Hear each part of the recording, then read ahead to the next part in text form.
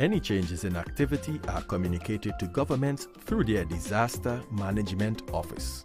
So although the UESRC is based in Trinidad, the center can still effectively monitor volcanoes throughout the region.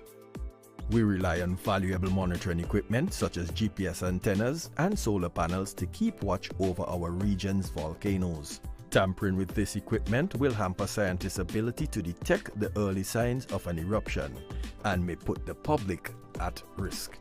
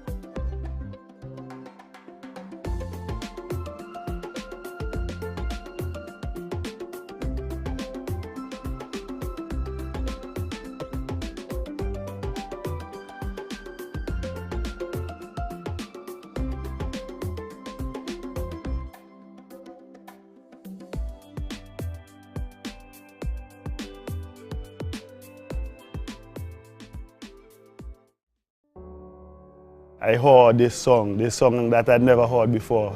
All of us in the station came out to our amazement when we looked to the area of La Soufrière.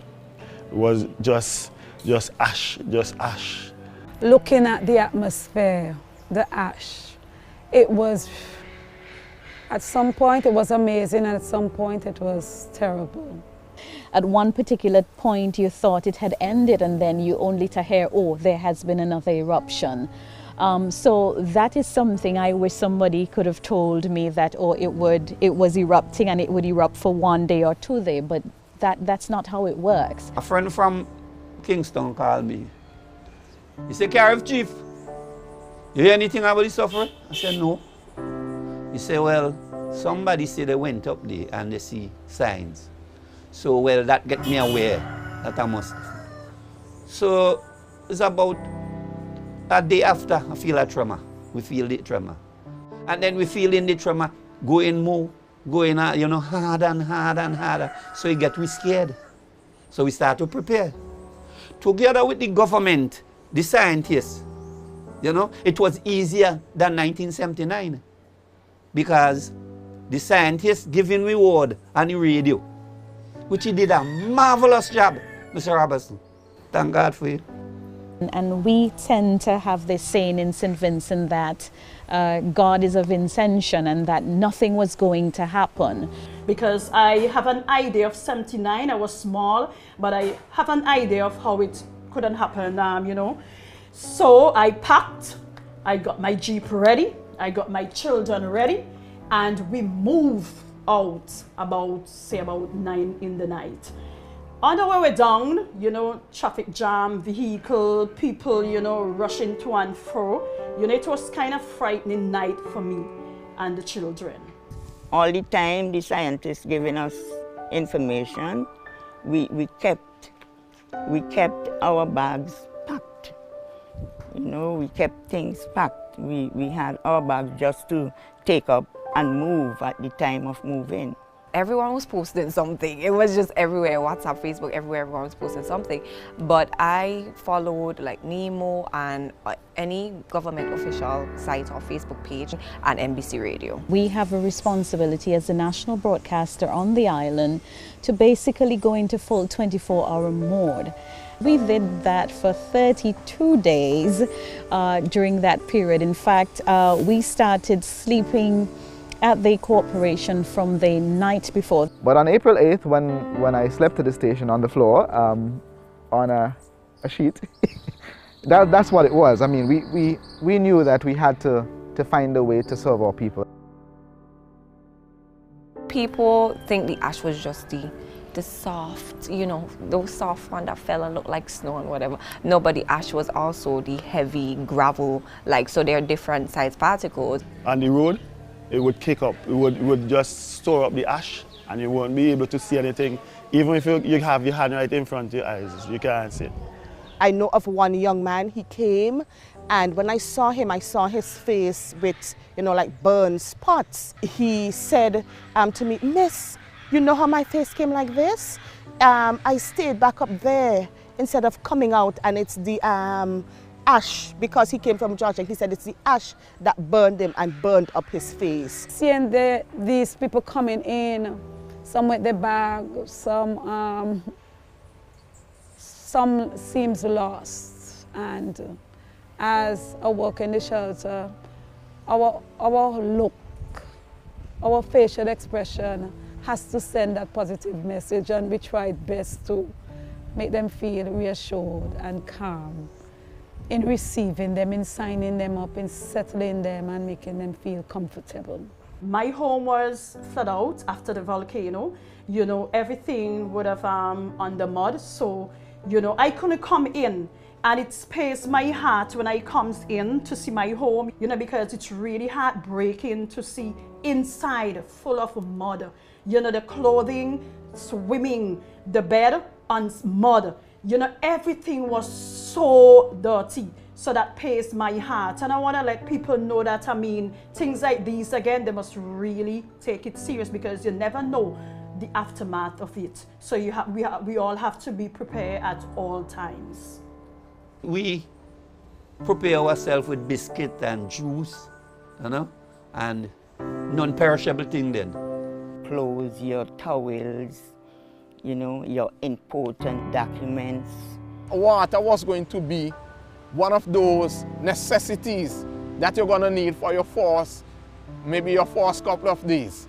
So I want to say to other people across the Caribbean, especially if you are living on a volcanic island, please ensure that water be one of your top priority. Because once the ash starts falling, it's going to affect your water system, and you're going to find yourself without water maybe for weeks. I didn't know it was so serious at the time, but the experience taught me a lot, and as an educator, how to prepare my children, the nation's children, to tell others about preparation. When you're giving warning by the authorities, whether it be in NEMA, UE Seismic, in this case, generally, if we're speaking generally, the Met Office, these are the professionals, these are the individuals that are responsible for getting the information to you. And official information, verified information, scientific information. And if it is that you decide to listen to hearsay, rumors and otherwise, then it is an opportune time for you to revisit that way of thinking and look at going to the authoritative sources for information. Being prepared. Preparing stuff better. Be prepared. Be prepared. Be prepared at all times. Be prepared for the unexpected.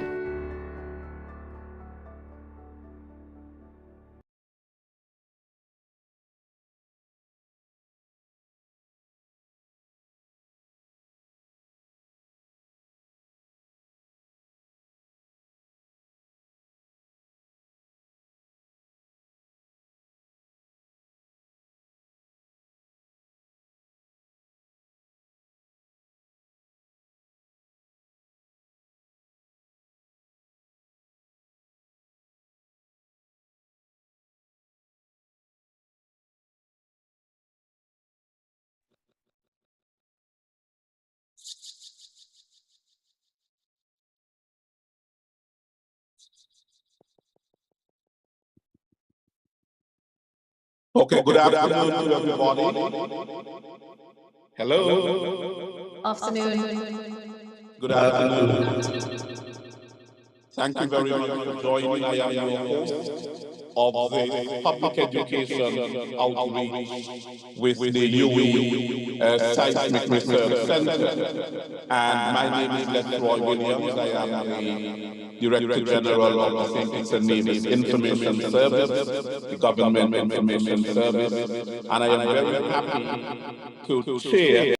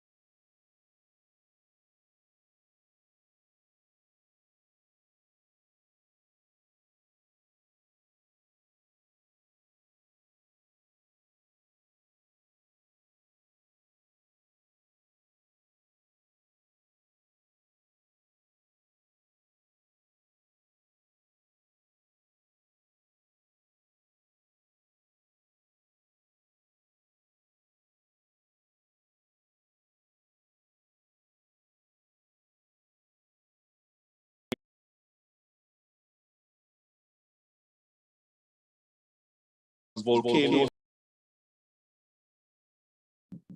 and sometimes it does give a lot of, warning and that sort of course, with hurricanes and so on, we get a lot of warning, and there is more time to prepare, and that sort of thing. So thank you very much for joining us, all of you who have joined us. I would like the media that is here to introduce themselves, media persons who are here, to introduce themselves and to say what media house they're from.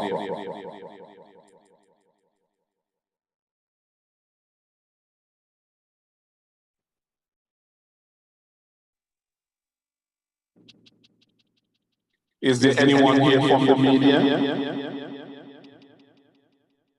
Hello, can you hear me? Yes, I can hear you. Okay.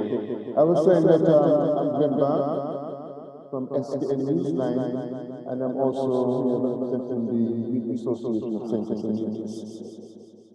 Okay, thank you very much, Mr. Barr, for joining us. Is there anyone else from the media that's here?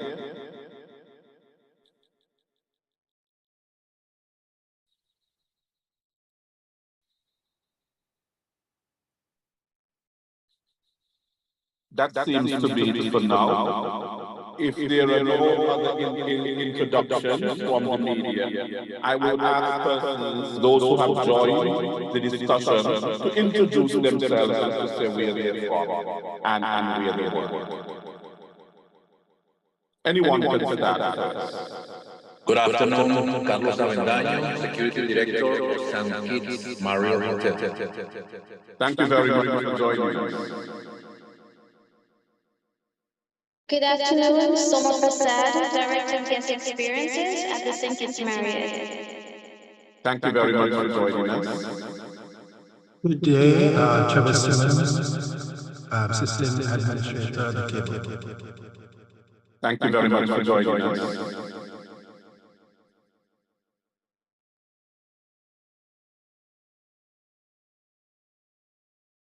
Pleasant good afternoon to everyone. My name is Abdi Samuel, and I am the National Disaster Coordinator for St. Kitts and Nevis here at the National Emergency Management Agency on St. Kitts. Thank you. Welcome, Mr. Samuel.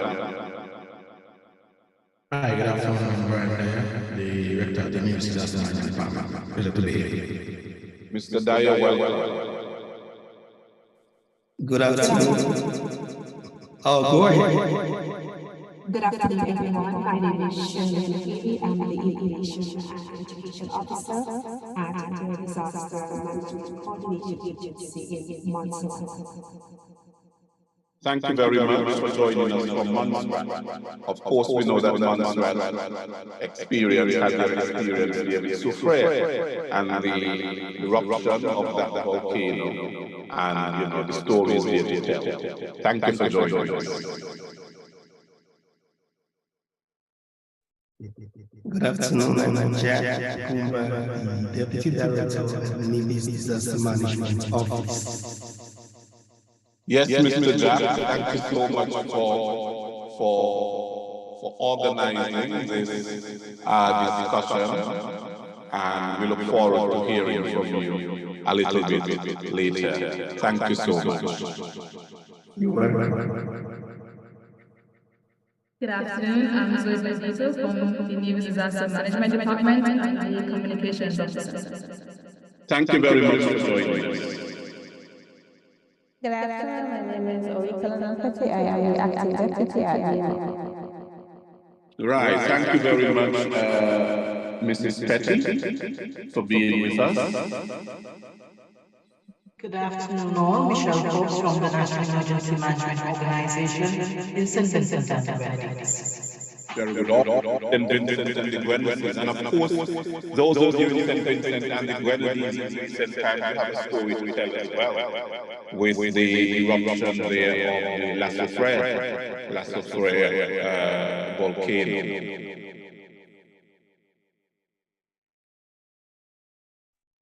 Good afternoon, Stacey Edwards, Education and Outreach Manager from the UE Seismic Research Center based in Trinidad. Thank you very much for joining us. Pleasure to have you. Dr. Joseph, are you there? Yes, I am, and I was now about to introduce myself. Erouscilla Joseph, Director of the Seismic Research Center. Right, and Dr. Joseph, of course, is a volcanologist and director of the UE Seismic Research Center, so she can tell us all about volcanoes and the scientific evidence and all of that is there. Thank you very much, Dr. Joseph, for joining us. Thank you for having me. Anyone else that is there that would like to introduce themselves? Hi, good afternoon, everyone. I'm Clea Thomas, Research Assistant at the UE Seismic Research Center. Thank you very much for joining us from the University of the West Indies. I noticed that One Radio has joined us. Mr. Brown, are you there?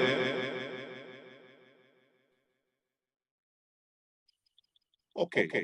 And I realize that Zeda has joined us as well. Is there anyone there from Zeda is there? Could you introduce yourself?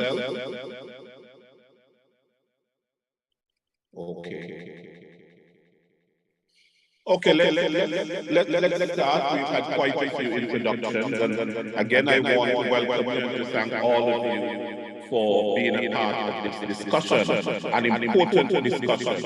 We know that our islands in the Caribbean, many of them are volcanic islands. In fact, that's how they were formed, and we still have to be conscious that we are living on islands where there are volcanoes and that we can be impacted by volcanoes. So it is important that the public is aware of this, that they have geographic awareness, and that education really helps us to mitigate against the loss of life. As well as those who are viewing live. It's really a pleasure to be here. My job is to manage a small team to communicate the science to the public and make sure that the science that we're doing in terms of monitoring is actually understood and valued by the public. And it is really a pleasure to be able to support the NDMD, whose initiative this is in terms of focusing on volcanoes this month, as well as, of course, our partners in St. Kitts. And we really commend the multi-hazard approach that is being used, where they take the first quarter or so of the year to focus each month on a different hazard, which we think is really important, so that the hazards get equal attention. And you were mentioning earlier that quite frequently in our region, we see a lot of focus on hurricanes and so on, and volcanoes. They can be quite damaging. And so events like these that help to keep the awareness of volcanic hazards in the public memory in terms of keeping people prepared, not for fear or not to generate fear, but just to ensure that people understand that these hazards do exist and they know what to do in the event that that things escalate, as happened in St. Vincent recently. So I just wanted again to thank St. Kitts and Nevis for this initiative. We're very happy to support in this way, and we hope to continue to build on this relationship, which we recognize is very, very important in responding to crises. That was one of the critical things, I think, that helped in the success in responding to the eruption in St. Vincent, is that we had a well-established, long-standing, and so we're able to partner together. And this is what we're hoping to continue here through this intervention. So thank you very much, and we look forward to lots of questions and lively discussion. Thank you so much, Ms. Edwards. And of course, you really set the tone for what is to come. We are in multi-hazard environments, as you said. I mean, but the focus sometimes has been on hurricanes because it's every year. They're more frequent. But of course, we can have volcanoes, tsunamis, we can have earthquakes, and all of that. And even the natural floods and droughts and all of that. So we have to look at disaster management in a very comprehensive way. Very, very comprehensive. It just cannot just be one approach. It has to be a multifaceted approach, looking at it from every dimension, because we are in multi-hazard environment. So thank you very much. I want to invite Brian Dyer, who is the director of the Nevis Disaster Management Department. I would now invite Mr. Dyer to give some remarks. Mr. Dyer, good afternoon. Good afternoon. Good afternoon, all. It's a pleasure to be here. First off, I would like to say a special thank you to Mr. Jacob Ngumba and Zoe Bendito for leading the charge with regards to communications here at the Disaster Management Department. Some years ago, we rebranded the office and we changed our vision and mission statements to a comprehensive approach with regards to mitigating all hazards. So we put Mr. Jacob Ngumba in charge as the senior communications officer, and he came up with a game plan of going forward with regards to making sure that each hazard get appropriate highlight and that the general public would be aware of what to do before, during, and after. And not only that, but we also encourage the individuals at home and in the businesses and in the churches to ensure that they develop their business plans and the evacuation plans in the event that the unlikely event occurs, that we have to take drastic actions. So, apart from our effective communications, we ensure that we also have collaboration with our stakeholders, because we cannot get our job done without the collaboration and partnership with our stakeholders. Also, safety consciousness. We want persons to be aware of their surroundings at all times, because some of the hazards occur at a moment's notice. And it's important that we are aware of our surroundings and activate our emergency plans when necessary. We also stress critical thinking, because some of our plans don't address all situations that may occur. So it's important that we are able to think as there is no box, because some persons like to say, think outside the box. Think as there is no box to get this situation solved. And in that regard, we can then go and amend our emergency plans to address the situation that we had to develop or react to. So again, I want to commend everyone. The partnership with UE is a long-standing one.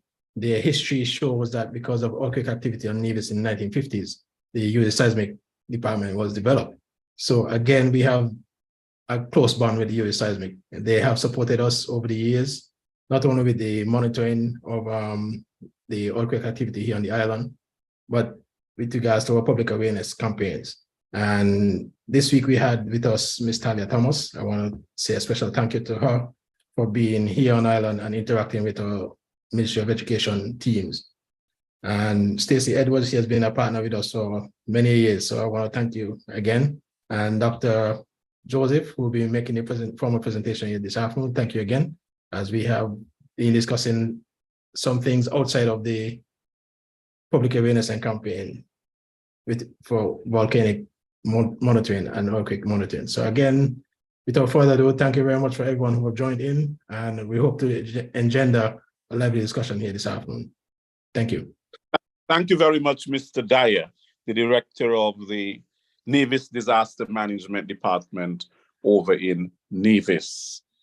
I would now invite Mr. Abdias Samuel, who is the National Disaster Coordinator at NEMA, the National Emergency Management Agency, to bring us some remarks. Mr. Samuel? Mr. Williams, a pleasant good afternoon to you and good to afternoon. all. And as usual, we commend your stellar service and your stellar leadership in guiding these discussions. I want to take this opportunity first and foremost to express my gratitude to the Nevis Disaster Management Department led by Mr. Brian Dyer. And of course, I have to pause and congratulate Mr. Jacob Ngumba, who we know as Jack, who has been recently appointed or promoted to the position of Deputy Director at Nevis. So to you, Jack, we say a hearty congratulations. Colleagues, I want to acknowledge as well my dear stakeholders and St. Kitts and Nevis who are present, such as the Marriott and others, the Marriott, St. Kitts Marriott Hotel and others, to the media houses who are covering this discussion, as well as to my regional colleagues, such as Ms. Michelle Forbes, who will be making the presentation. And we also have colleagues from Montserrat and the BVI who has joined this discussion. Okay, Mr. Samuel, a point there. Are you in a position for us to see you? If not, it's okay. Yeah, but are you in a position for us to see you? My internet service is a bit challenged at this time. Okay, that's fine. Right. That's fine. Mm-hmm. Thank you. Maybe I should have stated that. Go right ahead. Thank you, sir. So with that, I want to acknowledge also you with Seismic Research Center and their personnel, in particular the leadership through Dr. Joseph, a friend and partner of the Federation of St. Kitts and Nevis, with their contribution to the seismic research and monitoring that they do for our country. Mr. Williams, this afternoon discussion is very timely, bearing in mind that we have had historic events in the Caribbean region that has prompted us to prepare ourselves to respond to, but most importantly, to mitigate against the hazard that we know as a volcano or volcanic eruption. In this regard, I want to highlight that in 1995, we would have experienced the eruption in Montserrat. In 1979, and just as recently as 2020, we would have also experienced in the Caribbean region what it is like to have a volcanic eruption with La Soufrière eruption in St. Vincent and the Grenadines. And I'm happy that Michelle Forbes, director of NEMA, St. Vincent and the Grenadines, will share her experience with us in a few minutes. Mr. Williams, it's also important for us to note, and I will leave this for Dr. Joseph to explain, that we on St. Kitts and Nevis also have a volcano, which is located at Mount Lyamigo. Equally so, we also have a volcano situated on the island of Nevis, which is the Nevis Peak. And again, I will leave it to Dr. Joseph to speak to us, because the common discussion is, are these volcanoes a threat to the Federation of St. Kitts and Nevis? Are they dormant? Mr. Samuel? Yes. Yes, Mr. Williams.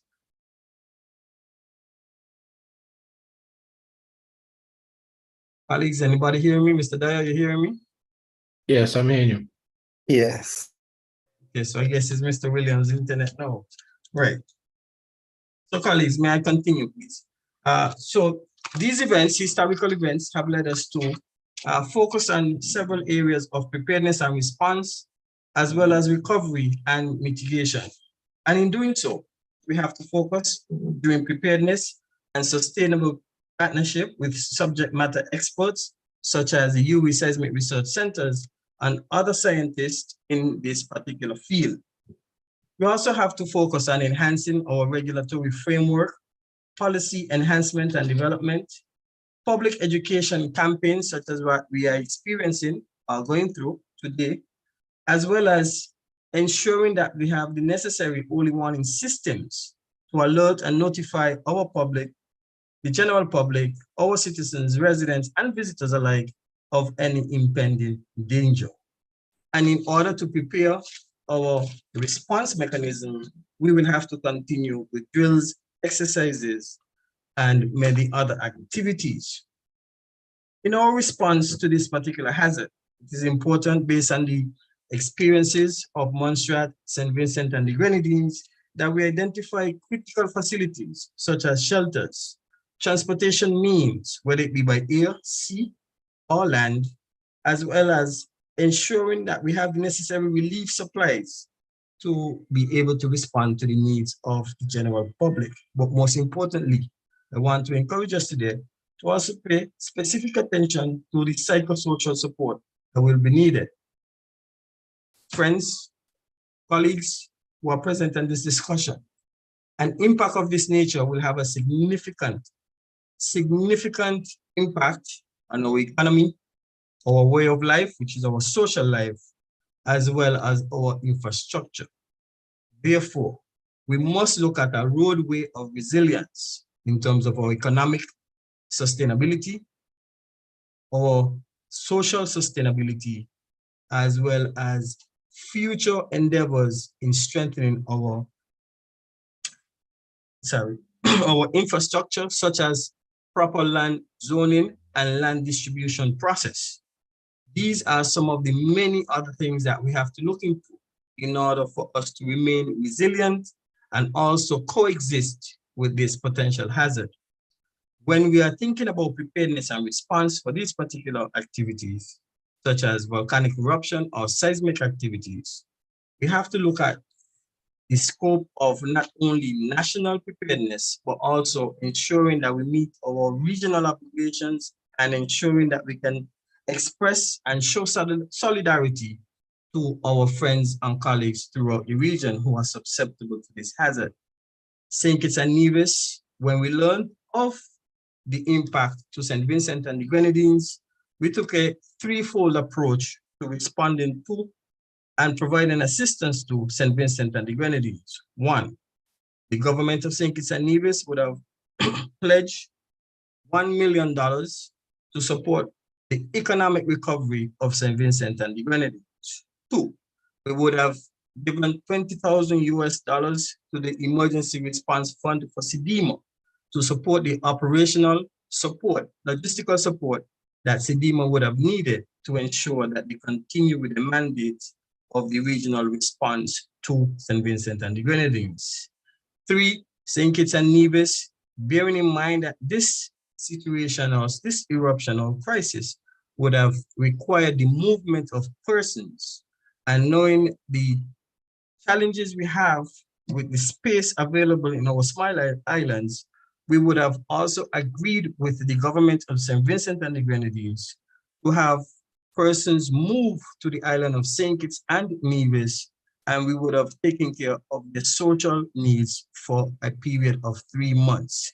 This would have included making sure that they have shelters, medical attention, and all social benefits or essentials that they would have required to be able to live on the island for a period of 3 to 6 months. Colleagues, this is the extensive response that will be needed, and I won't go into the recovery process. I will allow my dear colleague, Michelle Forbes, to share these experiences with you. I do hope that we can have some lively discussions. I do hope that we can have a better appreciation for volcanic eruptions and seismic activities, and then we can engender a culture of preparedness and response going forward in our Caribbean region and locally here in St. Kitts and Nevis. Thank you again, and I look forward for us to have a very good discussion. Please permit me to recognize the director and the sub-regional focal point for our Northeast sub-region, Mr. Sherrod James, director for NAS Antigua. Thank you, Mr. James, for joining us. Back over to you, Mr. Williams.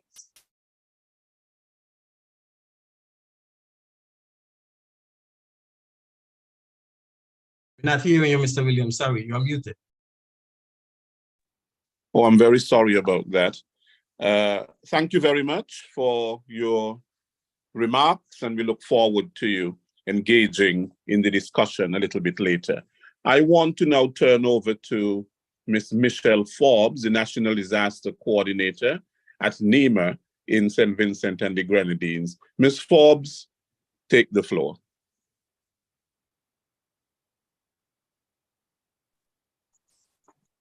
A pleasant good afternoon to everyone, and thank you to the NEVIS Department for Disaster Management. I know it's called the NEVIS Disaster Management Department, and for NEMA in St. Kitts and the Federation of St. Kitts and Nevis for inviting us to be on this session this afternoon.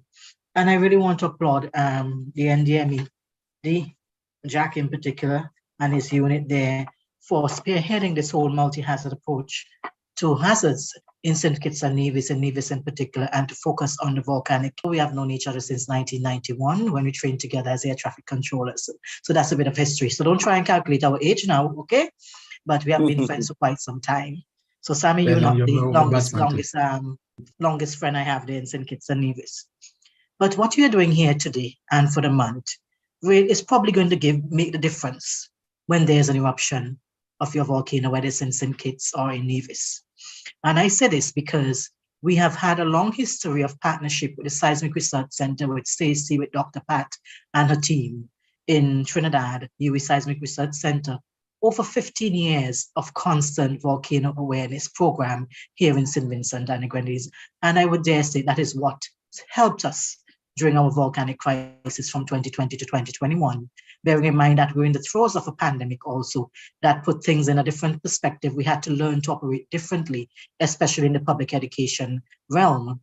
And we had to develop programs that we could actually reach the public. We had to do virtual town hall meetings with the Prime Minister, myself, the scientists. We had to go on the road like politicians with the small pickup vehicles and the megaphones and tell us to really have an effective evacuation when the evacuation order was given on April the 8th, 2021. And let's look back. What was the difference between 1979 and 2021? Almost 42 years later, we had another eruption, and many persons thought, and this is one of the perception that many persons think that there's always a pattern. There's a pattern with the volcano. We have in the volcanoes we have in the region, but who would have expected 42 years later, less than 42 years later, we would have had another eruption again. And I dare say that I was hoping that it didn't happen when I was at the helm of NEMA, but it did happen. But we have some lessons learned. So we evacuated 23,400 persons roughly from the northern part of the island. And you can see the map in the background with me, here with me. And from the northern part of the island, what we refer to as the red zone for the volcano, down to the yellow and the orange area.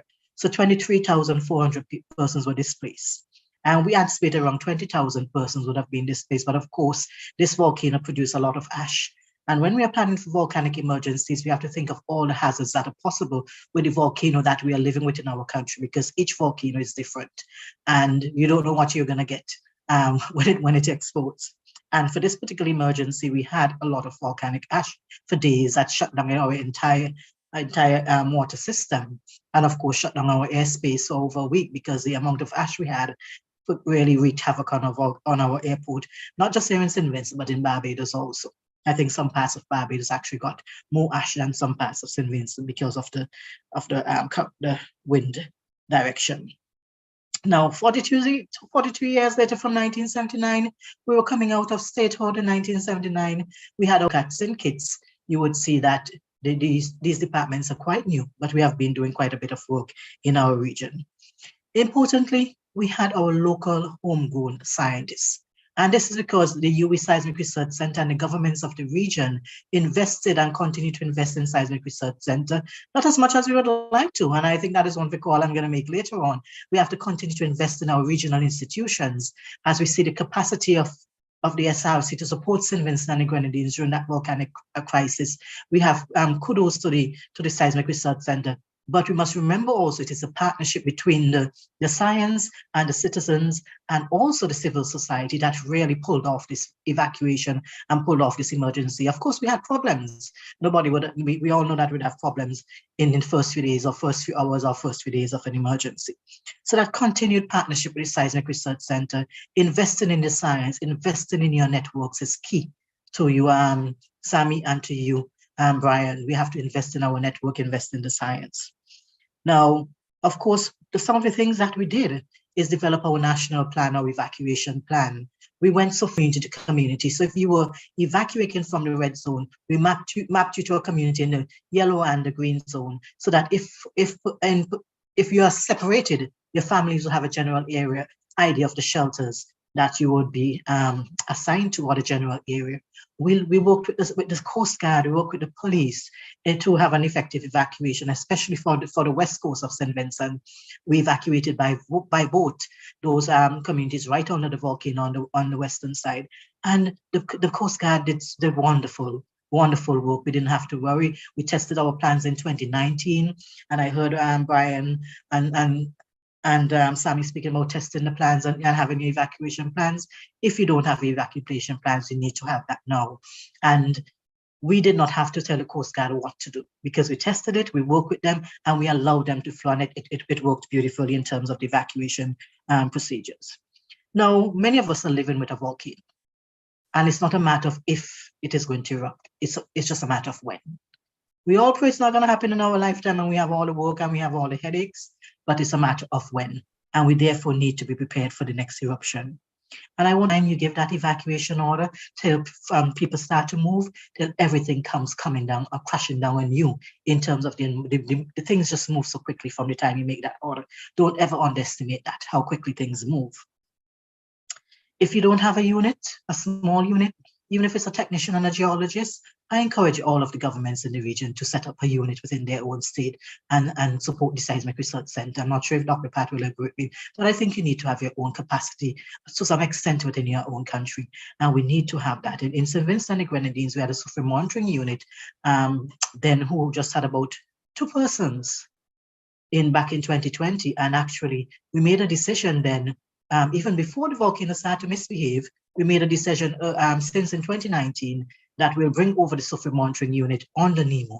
And they came over in 2020. And of course, they brought all the troubles and the volcano with them, but that's okay, because we have looked at building the capacity within that organization. Now we have positions for 6 persons within that unit, for geoscientists, a geologist, engineer, etc., that they will also support the regional institution, UWI Seismic Research Center, and support our colleagues in the region, because we have to have that knowledge exchange across the region. So I would encourage persons to set up their unit for people who can do the simple maintenance, work along with the Seismic Research Center.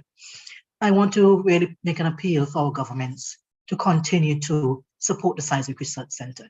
St. Vincent and the Grenadines is an example of the work that we have done with our National Emergency Management Organization here and the Seismic Research Center. We understand each other. We worked so well over the years, so it was easy to communicate information between Professor Robertson and his team that were here on the ground, and myself, the person who would have had to say to the Prime Minister, we need to issue the warning now. We need to issue an evacuation order now. And it's that collaboration over the years with Stacey and Richie and Pat and their teams that really allowed us to have an effective evacuation. Invest in your resource mobilization. Too often, the volcanic emergency is not recognized as an emergency until the volcano goes bang. By then, it is too late.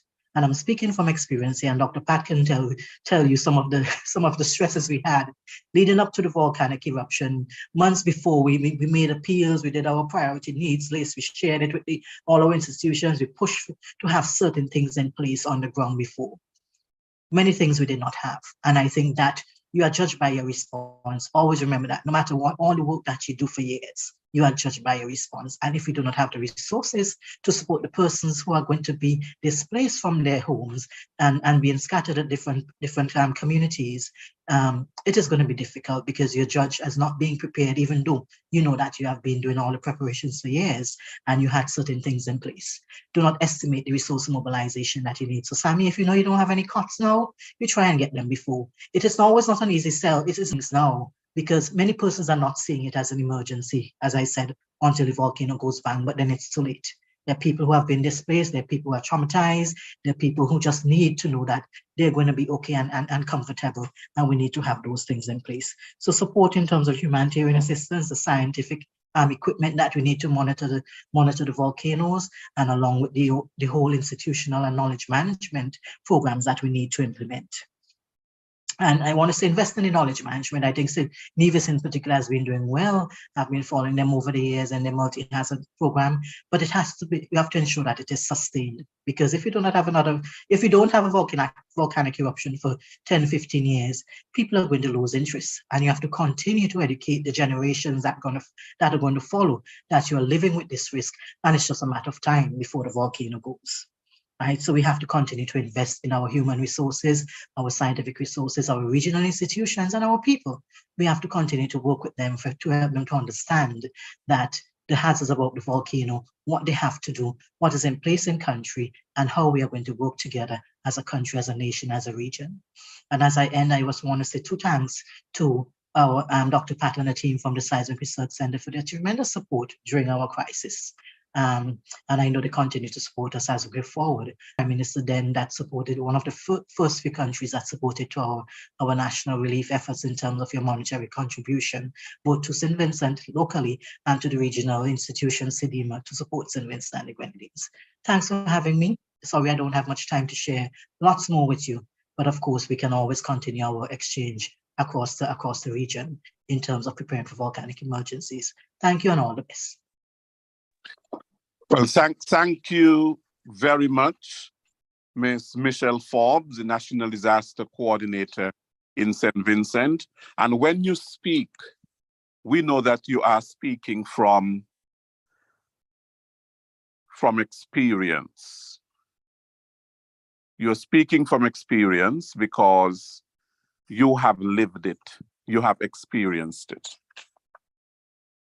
We would now like to invite the Honorable Spencer Brand, Minister of Government in Nevis, to give us his remarks. Honorable Brand. As Minister with responsibility for disaster management on the island of Nevis, I am again delighted to join with the staff of the Nevis Disaster Management to close out the first 4 months of the multi-hazard campaign with a geological hazard focus. As you may recall, we commenced the year highlighting earthquakes as the region continues to be plagued with frequent tremors. In February, the focus shifted to landslide, while tsunamis grabbed the spotlight in March, as we participated in the Caribbean Wave Tsunami Mass Evacuation Exercise. During the month of April, the campaign focused on volcano hazard. Volcanoes can be extremely destructive, spewing hot, dangerous gases, ash, lava, and rock. These can cause displacement and/or loss of life, disrupt our socio-economic activities and livelihoods. These eruptions can result in additional threats to health, such as floods, mudslides, power outages, drinking water contamination, and wildfires. Critical to us here, our central peak, known as Nevis Peak, sits 3,232 feet above mean sea level. The geological study conducted by the University of the West Indies Seismic Research Center also contained a volcanic hazard risk map for the island. This risk map clearly shows that there are no safe areas on the island in the unlikely event of an eruption of our Nevis Peak volcano. Therefore, A mass evacuation of the island shall become necessary in the event of such an occurrence. To this end, the Disaster Management Department collaborated with the University of the West Indies Seismic Research Center, UWI-SRC, and have executed several outreach activities during the month of April as part of the department's public awareness and education multi-hazard campaign.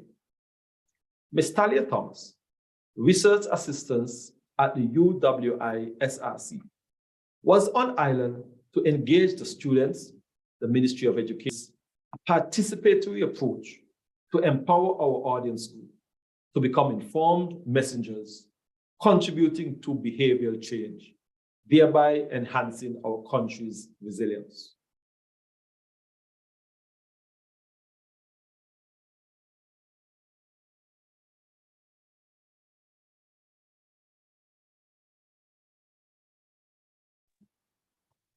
I want to thank the Honorable Spencer Brand, Minister of Government in Nevis, for his presentation. Thank you very much, Mr. Brand. The support of the government, of course, in these disaster management agencies is extremely important. I want to acknowledge and the name is Ms. Susan Hodge, and she's the Acting Director for the Anguilla Disaster Management Office. Welcome, Ms. Hodge, and also for the person responsible in Montserrat for their Disaster Management Office as well. Thank you very much for joining us. I would now like to invite the man himself, Jacob Ngumba, the Deputy Director of the Nevis Disaster Management Department, to give us an overview. Welcome, Mr. Ngumba. Wow, it's such an honor to be in the presence of disaster management gurus in most vulnerable zones in the world in terms of natural hazards. And if we can reflect on that, the honest question is, how prepared are we? Preparation comes in diverse ways. And one of the reasons why this forum is going on is more on the preparation to build a culture of safety via behavioral change. That is what would have stemmed up the whole ideology behind the multiple hazards campaign. It is one nothing that the multiple hazard campaign is one out of 3 phases. That since we're on it, we'll focus just on that. And the Nevis Disaster Management mission statement, I believe it would have tapped its source from the Sendai framework. That's priority 1. If you look on that government/national and local level, letter L, this is what it says. It says promote the incorporation of disaster risk knowledge, including disaster prevention, mitigation, preparedness, response, recovery, and rehabilitation. And this is what gets my attention: in formal and non-formal education, as well as in civic education at all levels, as well as in professional education and training. So having that in mind, then looking at the NDMD mission statement, which says maximizing the use of available resources to promote effective communication, collaboration, safety consciousness, and critical thinking. These two, bringing them together, would have really motivated the project to have a lasting goal. And what is the goal? Enhancing a culture of safety in St. Kitts and Nevis through comprehensive disaster awareness. How will this be done? We realize much of times persons find it hard to get at the bottom. And it's strange to see that self-actualization is what is at the top, which means persons will only consider safety when it's at the point of them being reactive than being proactive. So we knew for a fact that communicating disaster messages just by ourselves to persons as plain as they are is not going to be juicy like Carnival, Culturama, etc., no matter how important it is. So that pushed us to change the approach. And we now decided to make it participatory, where our target audience groups become our messenger. When you become a messenger, unconsciously, you own the message. And when you own the message transforms. And when we look at schools, it's not something to go and make presentation to children. Instead, we had to get them to make the presentation to us. In that way, what did we do? We decided to look at natural, man-made hazards, and also roles persons will play, which tells us we are still on the face of natural hazards. And for that to be done, we look at the calendar from January to December. Fortunately, unlike St. Kitts, Nevis has only 10 primary schools. So it's 11 primary schools, including special education, which is called Cecily Brown. So it was very easy to put that on the calendar. And the 10th month, which is IDDR, to become the month for comprehending each school to champion a hazard. Charleston Primary is championing earthquake. The other school, St. James Primary, landslide, right through to December. They now gain ownership in the awareness, the posters, the videos, the public service announcements, everything all put together. This is what would have helped the children to participate rather than me going and talking to them. It's good, but they will not find themselves like they are the actors in it. So we now have them becoming great anchors, thanks to you with Seismic, who partners with them each time they had to speak for the seismic hazard section. We are amazed by that. So the school children, musicology will be included in it, where all the hazards, where we also took it to faith-based, where we get the pastors. It is important to know that faith organizations, the leaders of faith organizations tend to influence their audience. At times they become the voice of God. Pastor said, priest said, and people take it seriously. If they have that kind of influence, then that influence should be channeled to safety. Because of course, spiritual safety is saving us from spiritual disaster. So that's already disaster management in these guys. So we just bring it to the physical now, where pastors can encourage good practices and good behavior. How can this be done if they themselves are not grounded with the knowledge? That is where the faith-based angle would have taken place to strengthen that component. And it is Ebenezer Pentecostal handling landslide, the Seventh-day Adventists handling tsunami, and the list goes on. All of these, I repeat, ensures participatory approach. And that has one goal: to enhance that behavioral change, to bring a culture of safety. So it is more than just having an event. It is more of setting a sustainable pattern consciously to see to it that lives are being transformed by behavior, and also replacing odd knowledge with sound principles. So I won't talk much on that.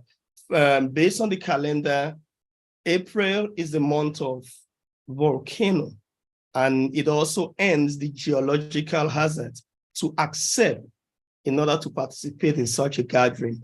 So Dr. Joseph, we are more than excited to have you on board. I can see people like Omari, who just came in. Sorry for putting you on the spotlight. That was the first face I ever saw from you with Seismic. And when he came, he rattled the awareness like a music star. The children follow this tune.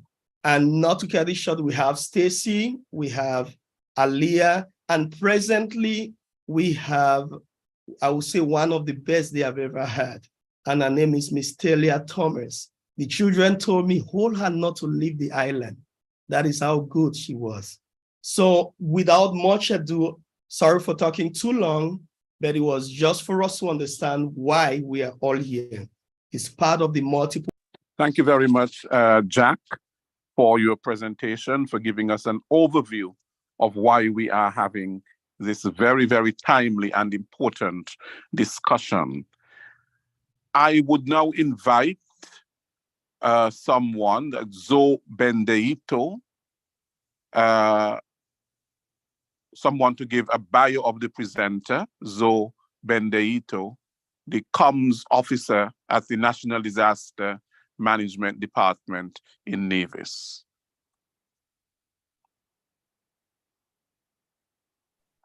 Good afternoon, I'm Zoe Bendito. Okay. Dr. Erouscilla Joseph is a Caribbean volcanologist involved in the study of emissions, gas, and waters associated with active volcanic systems. She has been associated with the Seismic Research Center, SRC, for the past 17 years, first as a graduate student and then as a member of staff. Dr. Joseph also provides scientific and administrative support in monitoring efforts at the Montserrat Volcano Observatory, MVO, including duty scientists, ground deformation monitoring, dome volume monitoring, and gas monitoring. At the SRC, she is responsible for the geothermal monitoring program, which involves the collection and analysis of volcanic gases and geothermal waters in the islands of the Lesser Antilles, and its application to monitoring changes in volcanic activity. Her other research interests include the study of the hazards and impact of persistently degassing volcanoes and the use of low-cost technology for the monitoring of volcanic emissions and the behavior of magmatic component in volcanic gases. So I present to you Dr. Erouscilla Joseph. Thank you very much, Ms. Bandito.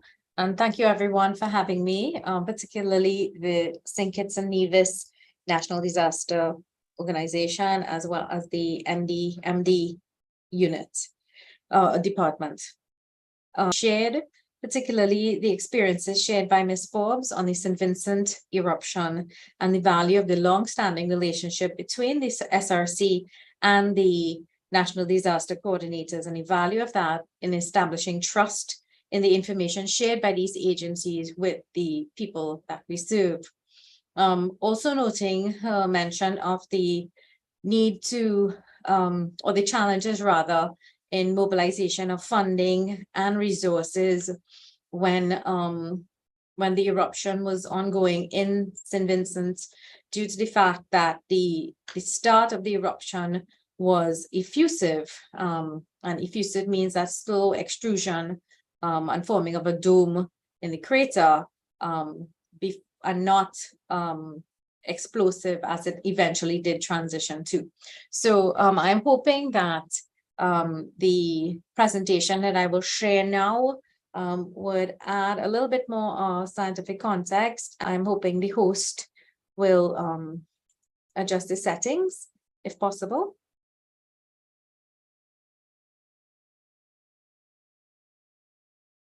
So that I can share that presentation.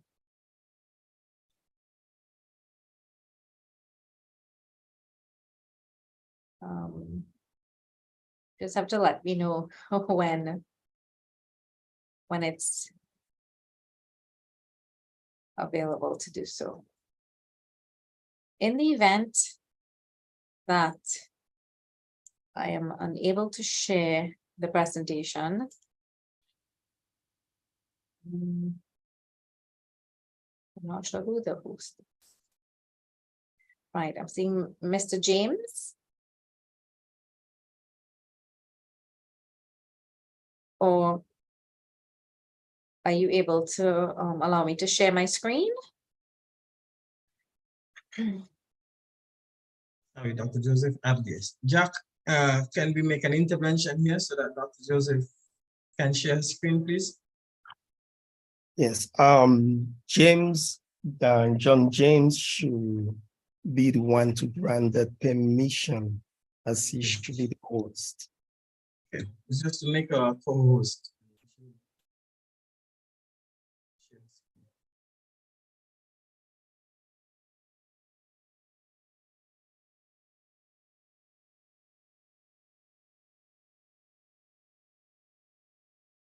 Okay, I think maybe I will be, okay, no, I can't. All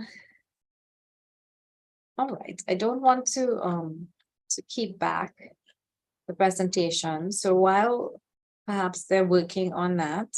Yeah, it should be done shortly. Yes. Okay, he's working on it. He will be done shortly. Sure. Oh, great. I think I'm able to share now. Wonderful.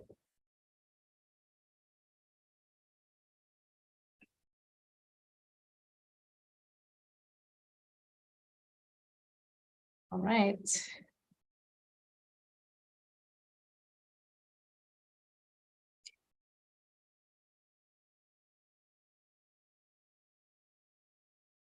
Are you able to see my screen? Yes. Yes. Okay. Thank you. So, so the topic of today's presentation is the geohazards in the Eastern Caribbean, particularly with a perspective from Nevis, St. Kitts and Nevis, and on volcanoes. So, as most of you would already be familiar, the Seismic Research Center is the primary source of information for earthquakes and volcanoes in the English-speaking Eastern Caribbean, with the largest geophysical network in the region. The map in the middle gives an idea of the span of the network from the north to the south of the arc, from St. Kitts and Nevis, monitoring volcanoes from St. Kitts and Nevis all the way down to Grenada. We provide service to 9 separate governments of countries that host 17 of the region's 21 volcanoes, and we support the disaster management agencies with public education efforts, such as the one we're having right now, as well as to conduct research on the geological processes in the region. Right. So as we're speaking about natural hazards in the region, I mean, most speakers here would have already acknowledged that we live in a multi-hazard environment. And this is both because of our location, geographical location, as well as the tectonic setting that exists. These geologic events have low frequency but high impact, with return periods averaging 20 to 200 years, which in general is one generation in terms of human life, but in terms of the electoral cycles, it represents, which are 5 years. This is a very small time frame by which we have to share these knowledge within that a government cycle of management. The region is also prone to other natural hazards, such as hydromet events, and it has been seen in the past, particularly, that the risk perception of our citizens or the people in the public in the region has been one of fatalism, where you often hear the phrases, disasters are acts of gods, God is wherever you're from, and it will not happen here. Given the relatively short history of the existence of monitoring of the geohazards in the region, it is certain that we don't fully understand the complex processes that generate the activity that we have. And so, of course, we need to continue monitoring to fully understand these processes and prepare for them. And of course, we are characterized by multiple and frequent changes in colonial leadership in the past that have affected how we've developed. Of course, the diagram on the right shows our vulnerability and how highly vulnerable we are to natural hazards and the high human and economic costs that have been documented between the period 1990 to 2014. Switching slides. Right, so this video is going to give a little bit of information on the plate tectonic settings of our region, and which is more or less responsible for the reason why we have earthquakes and volcanoes. I'm hoping that it shows. There we go.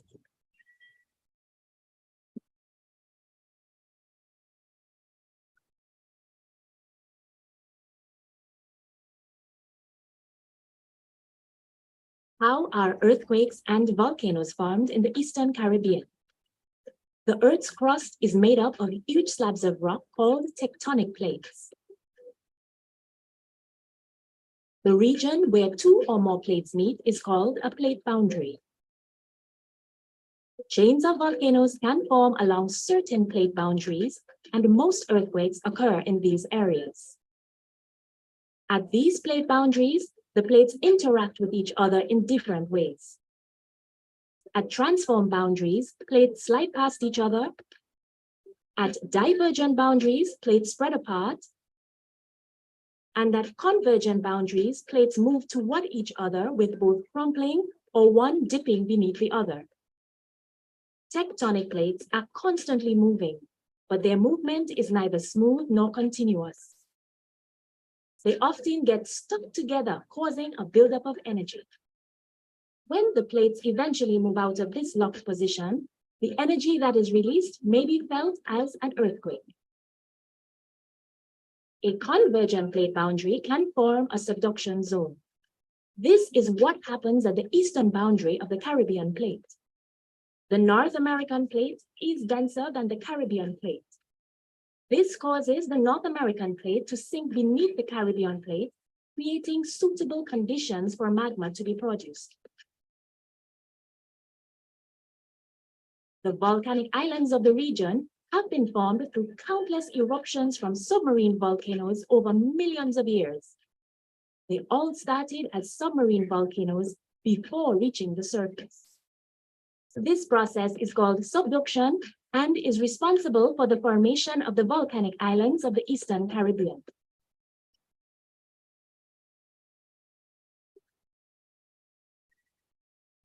So that gives a quick overview of why we have volcanoes and earthquakes in the region.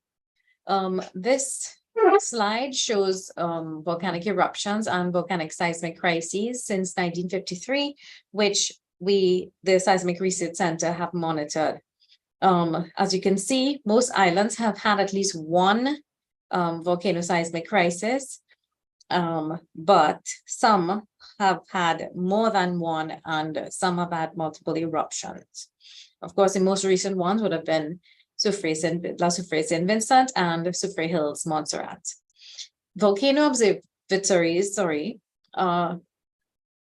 the focal points for understanding the volcanic activity and making eruption forecasts, as well as communicating the information about volcanic hazards, in some cases risks, on a variety of geographic and temporal scales.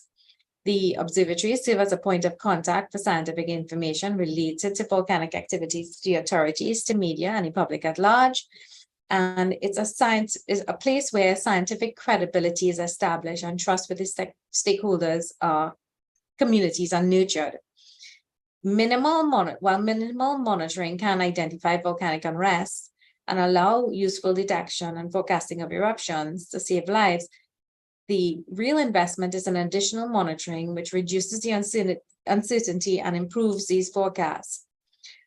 An expanded and multi-parameter monitoring network and sister programs is also recommended, as it further reduces uncertainties and improves these forecasts. So this essentially says that while our primary tool is seismic monitoring with a seismic network that spans throughout the region, we also depend on other monitoring tools such as ground deformation monitoring and geochemical monitoring to add value to the overall monitoring program and help understand volcanoes and earthquakes. So this is just a quick overview of seismicity in and around St. Kitts and Nevis in the last year.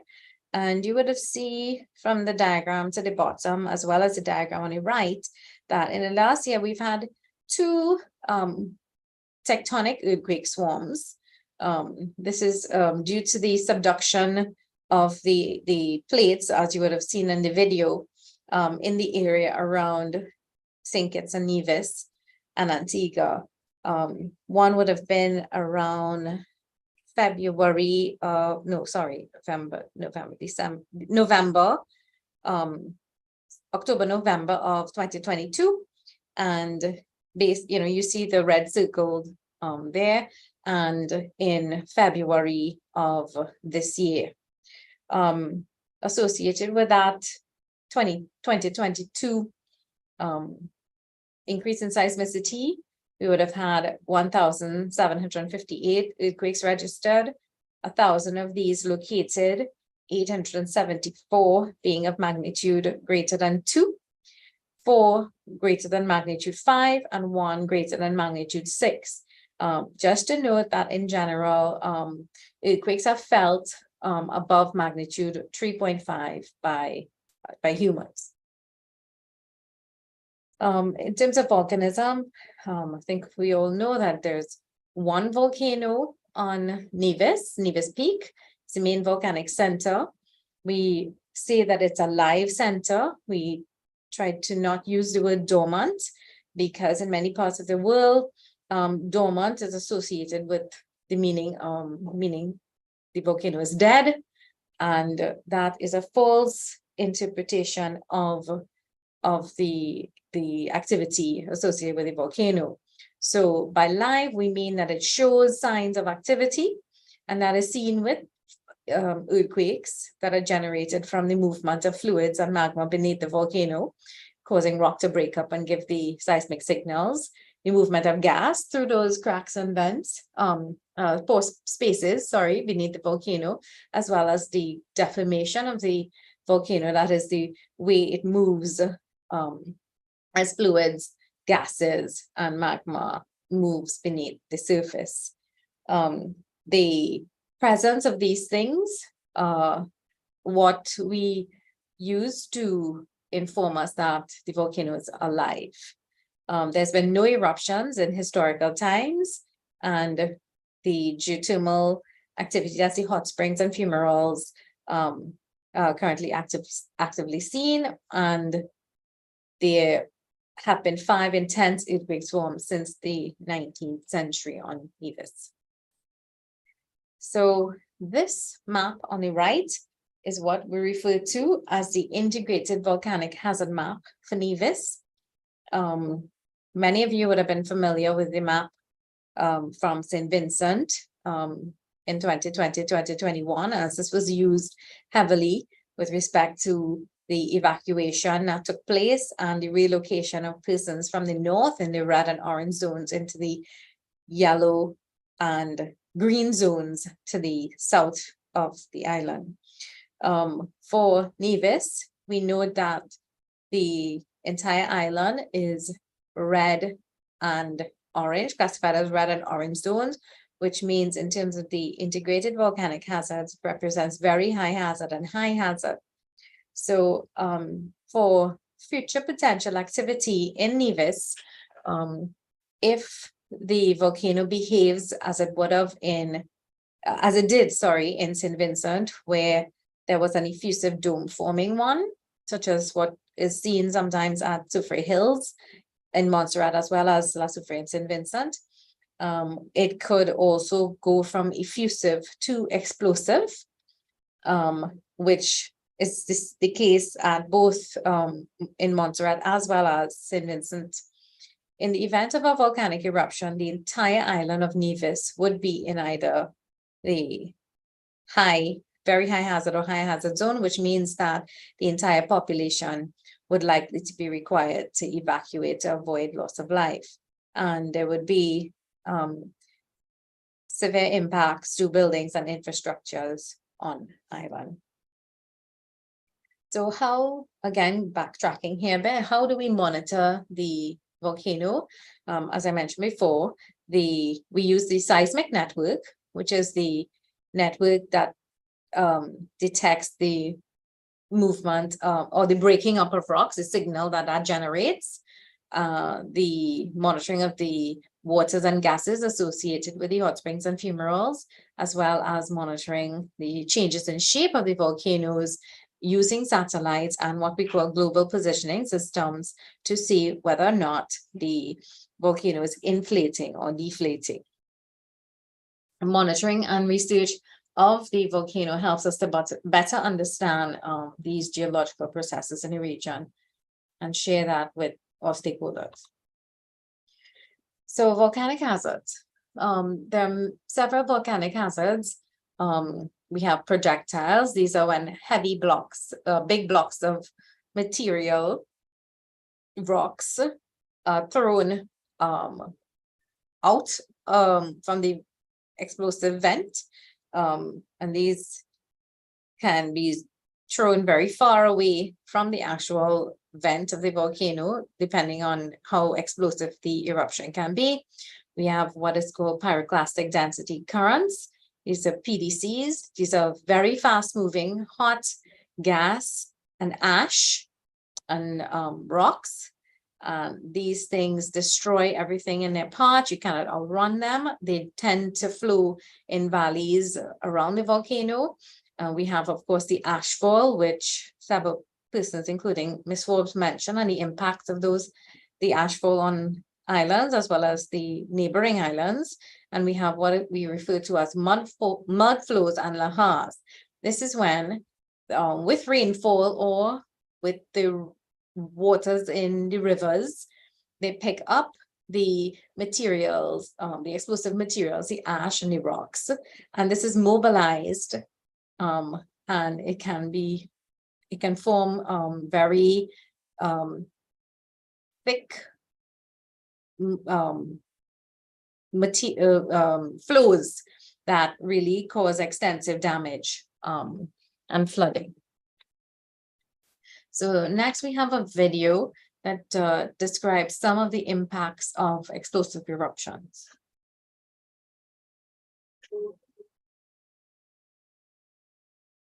Explosive volcanic eruptions send clouds full of rock and fine-grained ash to great heights in the atmosphere. Ash is spread over large areas by the wind. Gradually, the rocks and ash fall to the ground, with the largest material falling closest to the volcano. Near the vent, falling rocks can cause death and injury. People caught in a shower of rocks should protect their heads and seek refuge indoors, though the largest rocks can break through roofs and hot rocks can cause fires. People for kilometers to hundreds of kilometers downwind of an eruption are at risk from volcanic ash, both during the eruption and when ash is stirred up by the wind or human activities for months or even years later. Volcanic ash is an irritant to the skin, eyes, and the lungs, and can affect breathing. The elderly, children, and those with chronic heart or lung conditions are especially vulnerable and should avoid exposure, as it may trigger conditions such as asthma. Layers of ash can bury land and buildings. Roofs may collapse under thick layers of ash, and especially if the ash gets wet. The safest option is to evacuate areas near the volcano. But if caught, seek shelter in sturdy buildings, avoiding those with flat roofs. Agriculture can be impacted through damage and burial of crops and machinery, and injury or death of livestock through ingestion of ash and restricted access to clean food and water. Water supplies and waste systems can be disrupted through damage, blockage, or contamination. All forms of transportation may be disrupted or stopped during an ashfall and for days afterwards. Heavy ashfalls can reduce visibility and make roads slippery. Vehicles can break down as engines are clogged with ash. Airports, railways, and ports are commonly shut.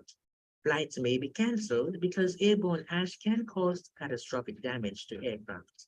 Scientists and authorities can provide information on what areas will be most affected by volcanic ashfall. For those who live near a volcano, having an emergency kit will help in the event of an eruption. If outdoors or if your indoor environment is ashy, wear a face mask designed to block fine particles. Holding cloth over your nose and mouth will provide limited protection. Skin should be covered, contact lenses removed, and eyes protected. If advised to evacuate, follow all instructions and do not return until advised that it is safe. Take care when cleaning up ash, as deaths and injury due to heart attacks and falls are possible. Thick deposits can be heavy, and ash can easily become airborne, making breathing difficult. Many people live in areas frequently impacted by ashfall. Preparation and coordinated organized cleanup operations can help you live alongside volcanoes. Okay, thank you very much. So given all of that information, what can we do? In terms of the actions for Nevis and given the fact that the island is likely to be completely impacted by a potential explosive eruption, we must be prepared for that evacuation. And we continue to work closely with the NGOs to develop and practice early warning and evacuation plans. Plans should make use of existing communication networks, as discussed here by Jack. Communication networks such as friends and family, the faith-based and community groups. These trusted networks work best during crises. And faith-based groups can also play an important role in providing the logistical and psychosocial support during crises. What I also wanted to take note of here from the previous video was the fact that when the volcano becomes explosive, or when there is an explosive eruption, given the size of these islands, the airports and the seaports are likely to be immediately impacted based on the amount of ash that can be generated. And this may impact the rapidity at which either aid comes in or in which people need to be taken off island. So this is something that also needs to be planned for at the national level. So some of the misconceptions that we hear are that eruptions will occur without warning. And the answer to that is no. Sometimes the warning can be very short, but volcanoes generally erupt in the West Indies they're usually preceded by recognizable symptoms such as the earthquakes. Volcanoes across the region and even between islands are links underground. So an eruption in one volcano will set off others nearby. That's also a no. Islands are formed by the same processes as we saw in the video, subduction at the plate boundaries, but they do not share the same magma chamber, or they're not linked by some long underground connection. We just kind of step back in terms of looking at the timeline of events with the La Soufrière St. Vincent eruption, just to take note of the fact how this eruption evolved with prior to the 27th of December, we did see indications of a hotspot from satellite imagery obtained from the NASA firm's satellite network. But by the 27th of December, there was from November of that year, there was some small increase in seismic activity. On the 27th of November, a hiker unsuspectingly took a photo of what was the new dome. By the 29th of December, we had visual confirmation by the Soufrière monitoring unit that a dome was in fact growing in the crater. And by the 30th of December, the volcanic alert level was elevated to orange. And by the 31st of December, the Seismic Research Center were on island. And we remained there up until November of 2021, providing service to the government and people of St. Vincent. Leading up to the transition to the explosive eruption, there were 2 earthquake swarms, and these swarms are signals that we see when magma and gas beneath the volcano is trying to find a pathway to the surface. And of course, our seismologists recognize the types of signals and can indicate to us what it likely suggests. And we saw these swarms in March, around March 21st to the 23rd, and then later on in on the 5th of April. This led to us seeing volcanic tremor between the 7th and the 8th of April, which allowed us to inform the government of the likelihood of an eruption. The evacuation order was given on the 8th, and on the 9th, the volcano began to explode. Just also noting that the effusive phase lasted until from the 27th of December to the 9th of April, and then the explosive phase began from the 9th of April to the 22nd of April. And during that explosive phase, we had over 30 explosions at the volcano. The alert level was lowered to green on the 16th of March, 2022.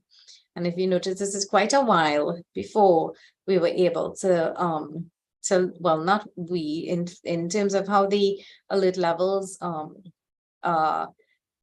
issued, this is something that the governments of the islands are responsible, the National Disaster Office, they're responsible for changing. And one of the reasons why it took some time to get back down to green is because of the response after the eruption was over, meaning the explosions, to get the infrastructure ready back for reoccupation of citizens who had to evacuate the red and orange zones. So this diagram kind of summarizes some of the impacts from the 2020-2021 eruption with, Michelle can give you these numbers by heart, I am sure, but there were over 5,000 households displaced, over 18, well, more like 20,000, over 20,000 people had to be evacuated from the red and orange zones, right? It's there under private. Total individuals, 26,456. They utilized a number of government shelters, and shelters exist. 715 shelters existed since 25th of May, 2021. Of course, there was a huge feeding budget that needed to be allocated, as well as the budget for cleanup and repair of the infrastructure on island. So just to go back to the fact that we live in volcanic islands, and there are a number of benefits to living here, and the presence of the volcanoes. Volcanoes provide rich, fertile soil. They build new land. They provide valuable mineral deposits, such as sand and gravel. They are, of course, a source of recreation. They generate income through tourism.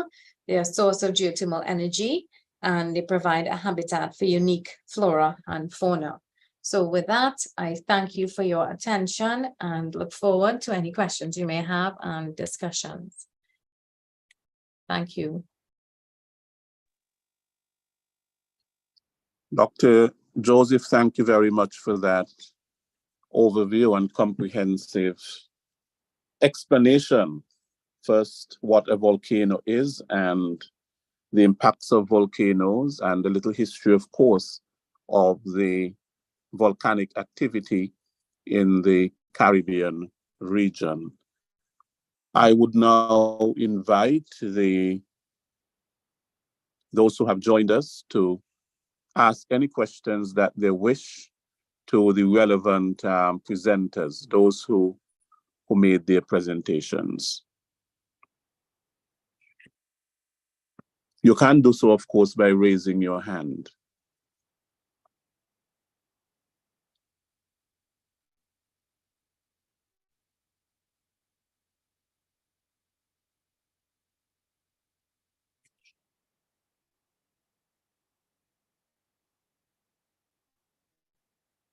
Okay, I acknowledge you, Mr. Samuel. Thank you, Mr. Williams.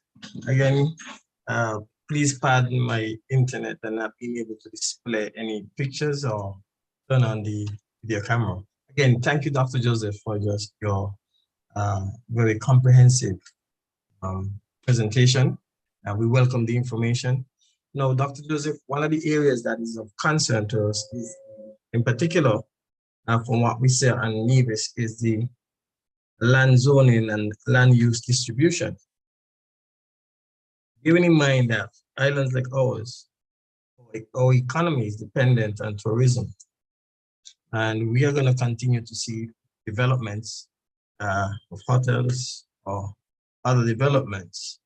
How do we balance the use of land for development, especially housing, and addressing or mitigating against the risk and threats associated with volcanic hazards? That's my first question for now, and I will come back thereafter.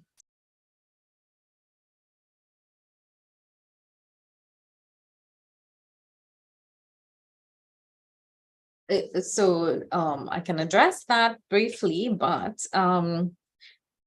in terms of hotel development and infrastructure, the entire island is susceptible, but I think information here is where, and informing not just it's the tourism sector really, on how to help guests who may have questions about the volcanoes, to help them understand what they need to do at the level of the hotels and the tourism industry in order to quickly mobilize if there is a change in activity. So really and truly, while you can't prevent development on an island, in terms of locating your hotels and so on in areas that could be easily evacuated or close to, good routes to sea and airports. These are some things I think that might be considered, but it is not my area of expertise in terms of, detailed advice there for that. But these are the things that I would suggest be taken into consideration and discussed with relevant government authorities and experts in those areas. Thank you, Dr. Joseph, for that response. Is there any other question?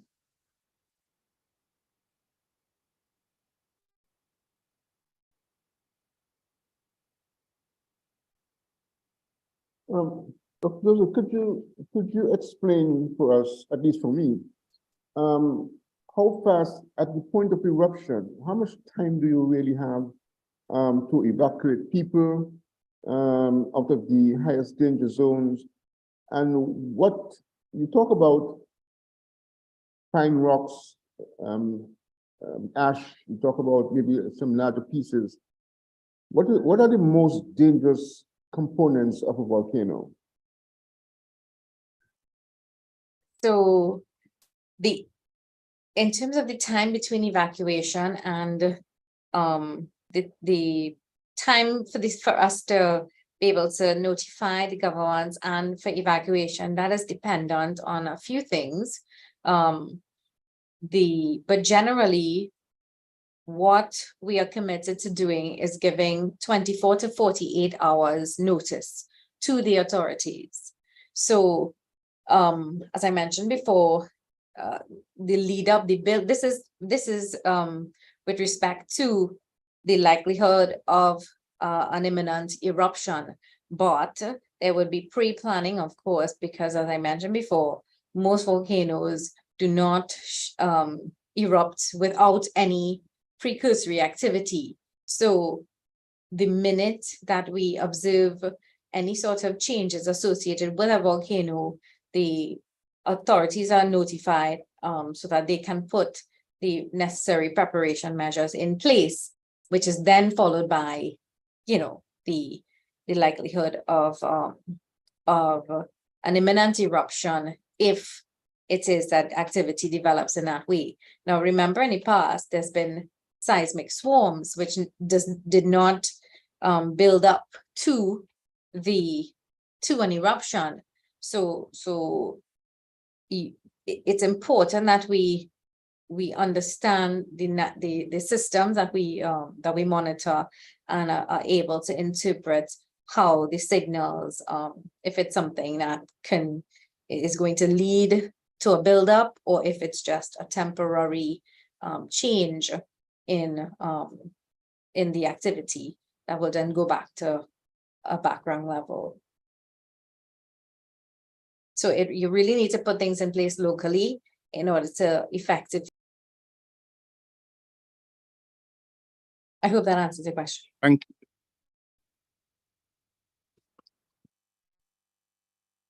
Thank you, Dr. Joseph. Welcome. Dr. Joseph, when I was going to school, primary school and so on, many years ago, we were told that there were 3 types of volcanoes. You had the active, the dormant, and the extinct.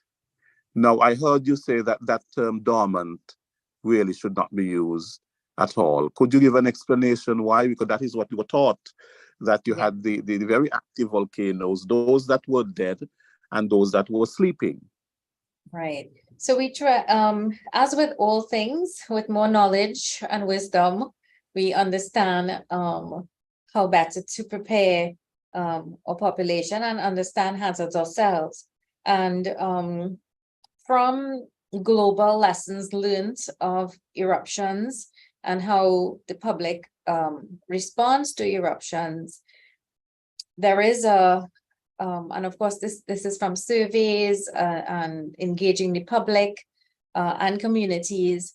Often the word dormant is misunderstood by members of the public to mean dead.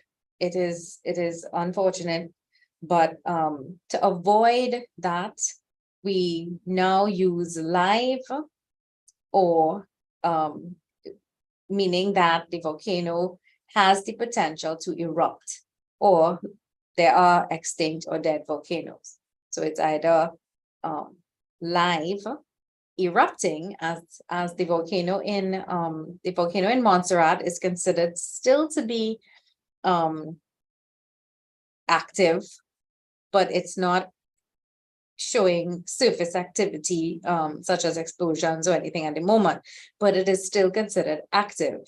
The volcano on Nevis, St. Vincent, and the other islands are considered live. So I hope the difference between an active volcano, a live volcano, which means it could potentially erupt, and the dead or dormant ones, the dead ones or extinct ones. But we try not to use dormant because it's misunderstood in many cases.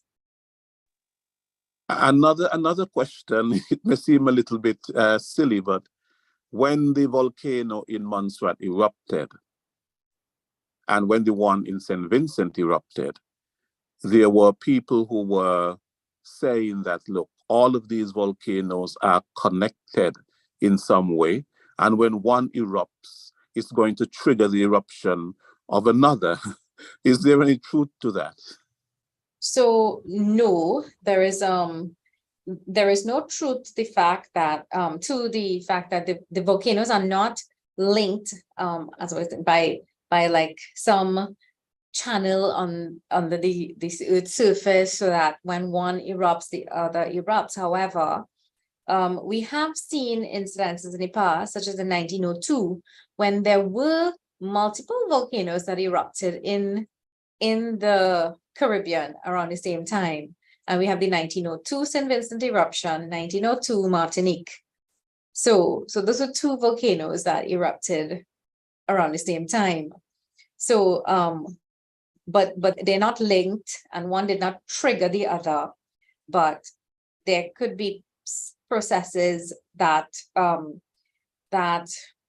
what we say is that the processes that are caused by the subduction in the arc can trigger reactions that, depending on the status of the magma chambers, it can cause reactions at the surface. But in terms of the volcanoes being linked, that's not the case.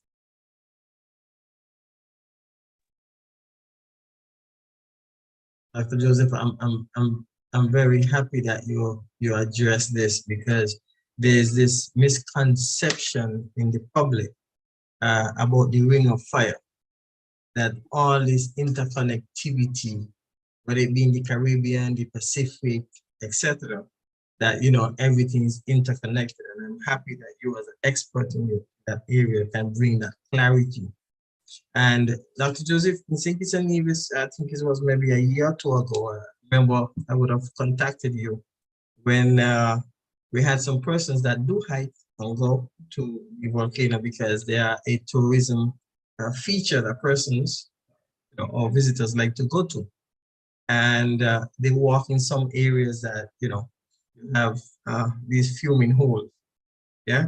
And apparently maybe there was a little more fuming than the ordinary.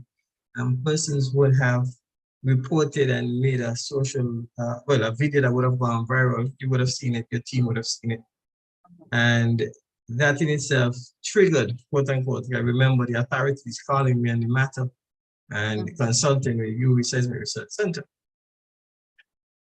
How do we continue to allay fears public about the features that are associated with a volcano? Bearing in mind that, Dr. Joseph, it's actually the livelihood of some of the persons who are in the sector. And I must say, we do it for recreation purposes as well.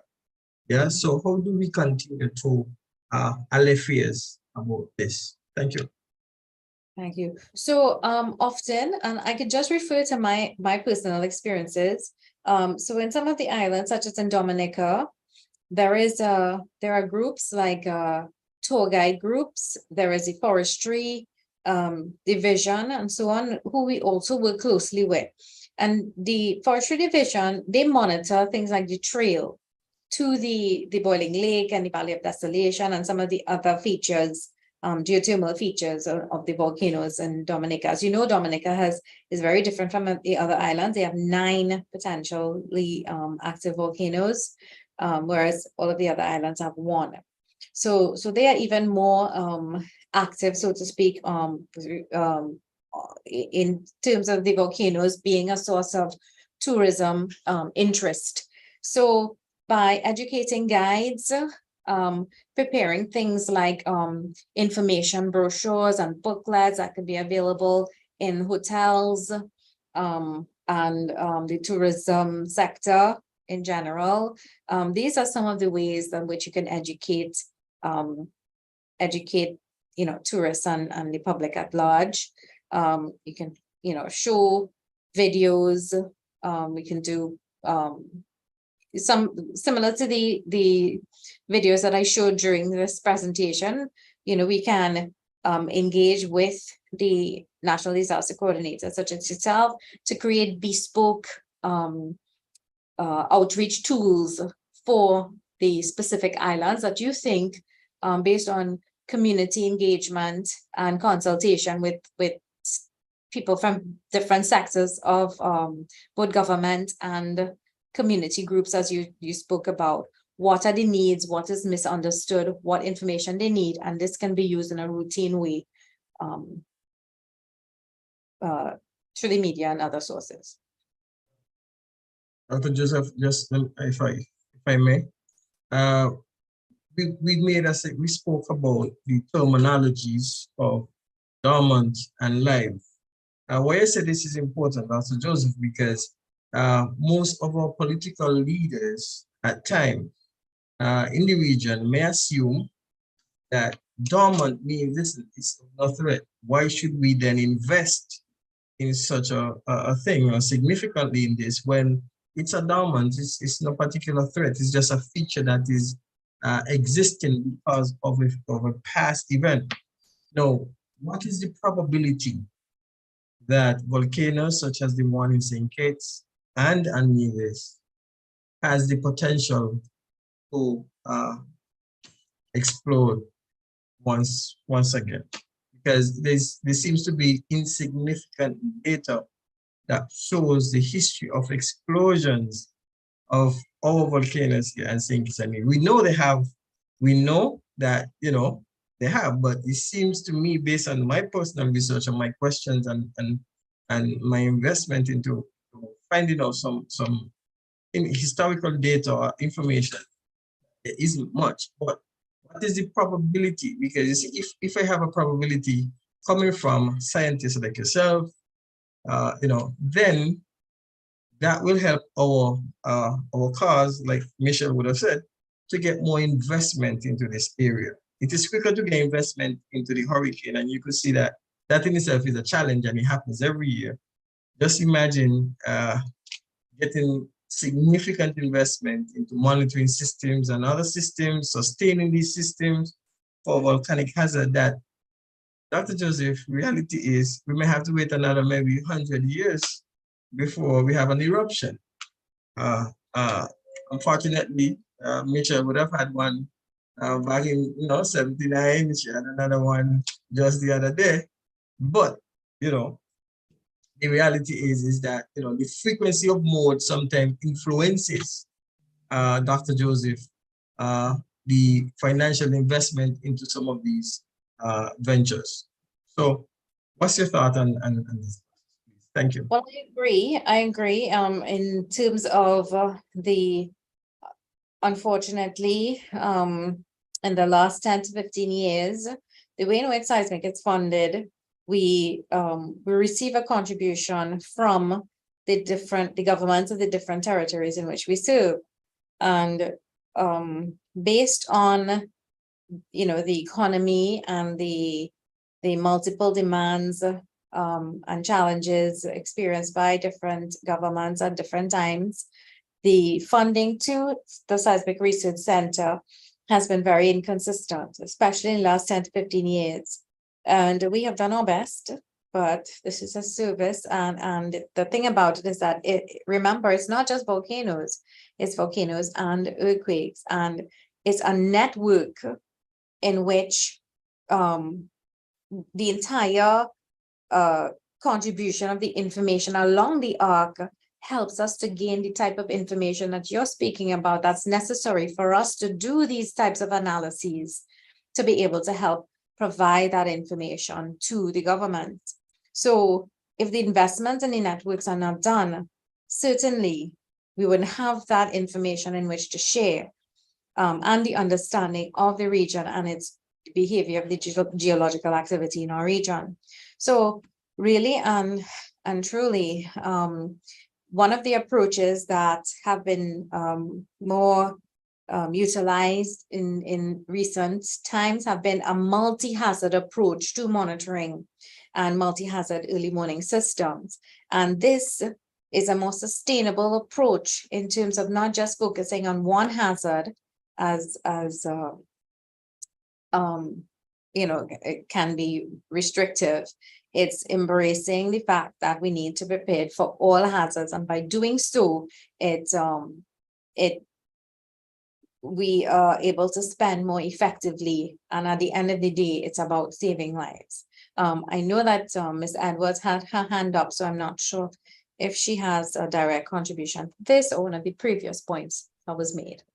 Sure, thank you. I just wanted to quickly comment on two things. I'll comment on the question that Mr. Samuel just asked about how that volcanoes, earthquakes, tsunamis, and particularly volcanoes, those are what we call our low frequency, high impact hazards. So not happening very often like hurricanes, but when they do happen, they can be completely devastating. And I think we can just look to Montserrat, which is a neighbor there of Nevis, to understand that very clearly. And I think Soufrière Hills volcano can kind of give a very unfortunate yet good example of a volcano that had been quiet in a very long time, and nobody really had any kind of living memory of an eruption.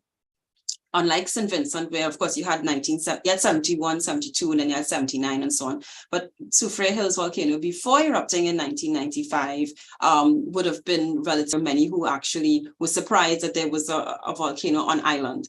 And then we know how that story unfortunately unfolded, with Plymouth being devastated and many people leaving and they having to then relocate capital to the north. So I think just looking at Montserrat as an example of something that is again a low frequency, high impact event should really alert, I think, decision makers on the importance of supporting investment and so on, and prioritizing the volcanic hazard and ensuring that it is a solid level of preparation.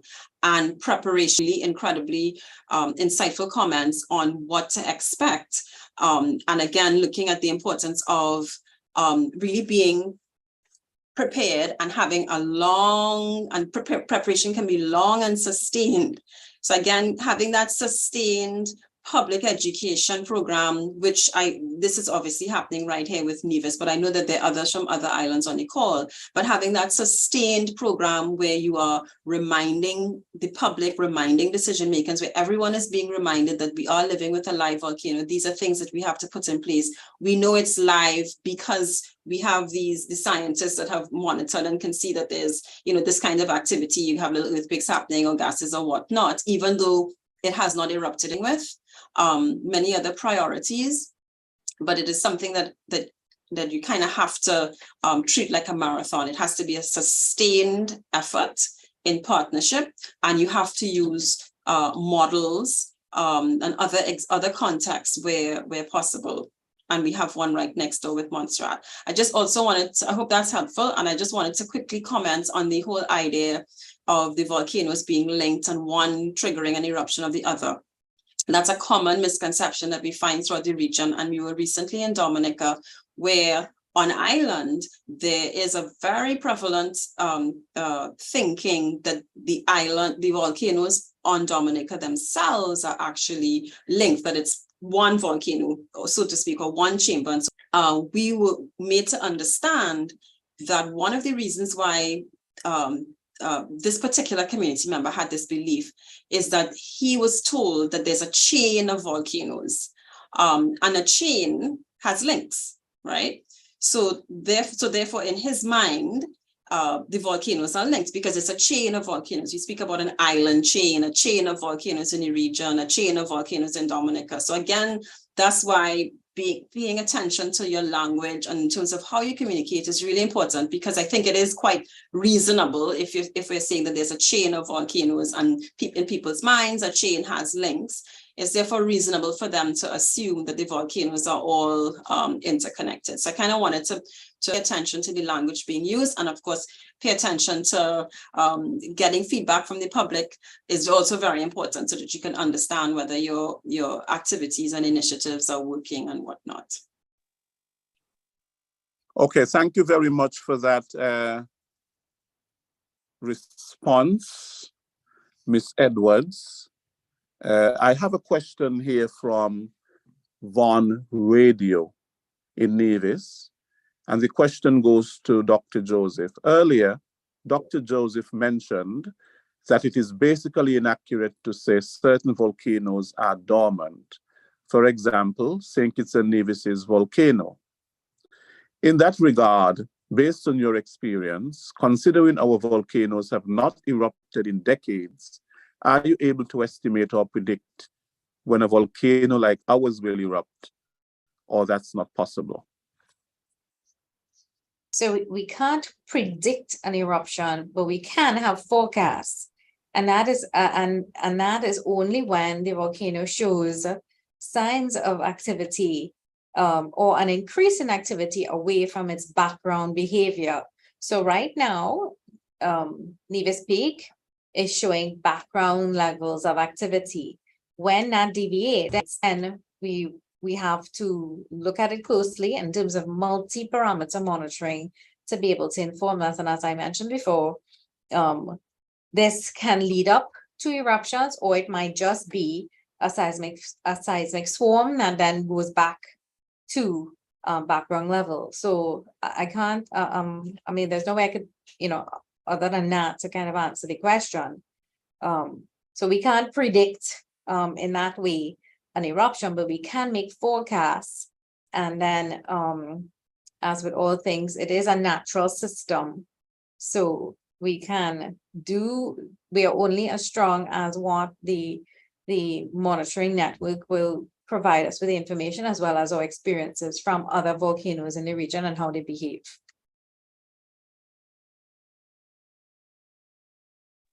Thank you, Dr. Joseph. What can you tell us about the underwater volcano? I think it's just off Grenada, Kikemjeni. What's the status on that? So Kikemjeni is actually one of the most frequently erupting volcanoes in the region, but because it's underwater, the eruptions are small at the moment. I believe the summit is 150 something meters below the surface. It's either 150 something or 180 something meters below the surface. So it is too deep at the moment to pose any significant threat. However, this is as of the last sort of bathymetric survey that was done by research cruise vessels with submersible vehicles and the depth, taking measurements of the depths, etc.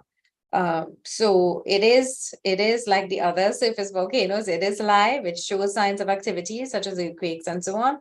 But and the way in which we monitor it is by using the network, because obviously it's a submarine volcano. So the way in which we deploy our network is on the islands that surround, or at least are closest to the location of Kikemjeni. And through that network, we observe when it changes behavior from background levels. Is there any possibility of Kikemjeni triggering a tsunami? So at its current configuration, unless there's a significantly large eruption that displaces the seawater above it, it is not at the depth, right? So I'm seeing some information as Stacey's posting. The depth from surface to vent of Kikemjeni is 268 meters. I was seeing one. So it is too deep at the moment to generate a tsunami, but if there is a significantly violent eruption, I think most people would have seen footage of the Hunga Tonga eruption and how that impacted the size of that kind of explosion. We would expect something of that kind of nature, but Kikemjeni has not shown that type of behavior. But so at the moment, the likelihood of a significant tsunami affecting the islands is negligible. Okay, thank you very much, Dr. Joseph. I often like to hear that name, Kikemjeni. It's you know, it's a very active name. It's give them a punch, give them a kick. But that is exactly why it's called Kikemjeni, because it's associated with, the mule, female name for the mule, and the waters. And I'm glad actually you brought up a point there, because Kikemjeni is a submarine volcano and it does show the same signs of activity as volcanoes that are on the surface, such as the degassing, the earthquakes, the gas that comes off the volcano can change the buoyancy or the density of the water above it. And this is why there is a permanent exclusion zone around Kikemjeni for boats and vessels, so that they don't sail in that area where the water above it is likely to be affected by the degassing, and there is no problem with respect to the vessel sinking. Mm-hmm. Right. if persons have questions, they can always write them in the chat. If they don't want to speak, they can put their questions in the chat. Another question, Dr. Joseph, is you spoke about the volcanoes and what they create. Because, I mean, even though they are ugly beauties, if I want to put it that way, if there is such a thing, because when they're erupting and you look at all that red and all that shades of color and everything, they're actually very beautiful, but at the very same time, very deadly. And on another hand, they create a lot of things. I mean, after the volcanic eruption, you have new life coming and you have all kinds of things. Can you speak a little bit to that? So yes, so absolutely right. We live in a volcanic region and we utilize the resources that that we have as a result of benefiting from having these, as you say, these beautiful landscape that result from having volcanoes with us. So we make use of the fertile soil because they're very good for agriculture. We make use of the landscape itself for tourism, and the heat that is provided below the surface is useful for geothermal energy. Several islands, including Guadeloupe, Montserrat, Nevis, I think is also doing some exploration, as well as Dominica and St. Lucia in the past have done work in trying to invest in utilizing the geothermal energy to generate electricity and a less reliance on fossil fuels. So we must recognize the benefits of that and continue to utilize volcanoes in the best way possible. And just as Stacey mentioned, we are aware that they do pose high hazard, but infrequent eruptive activity.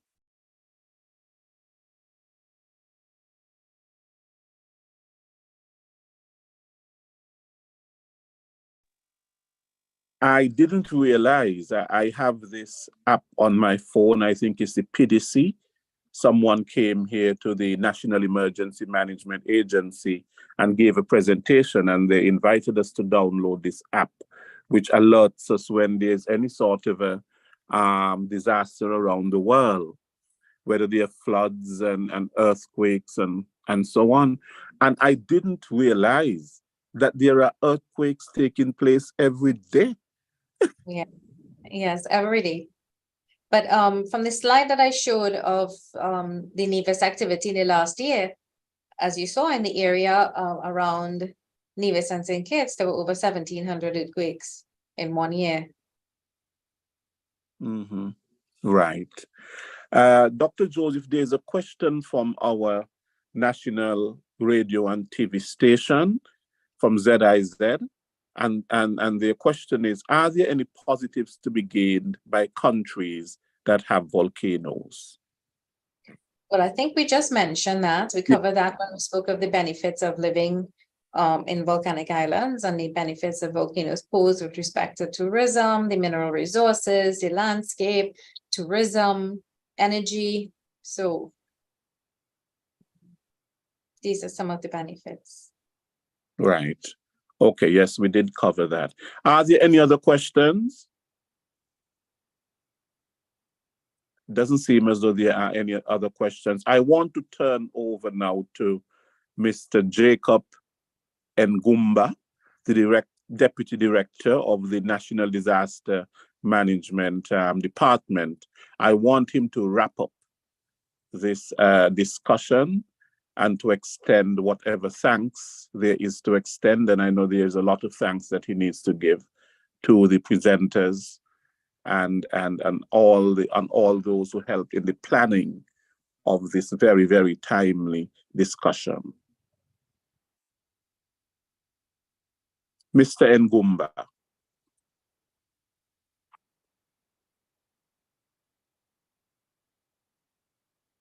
He doesn't seem to be here.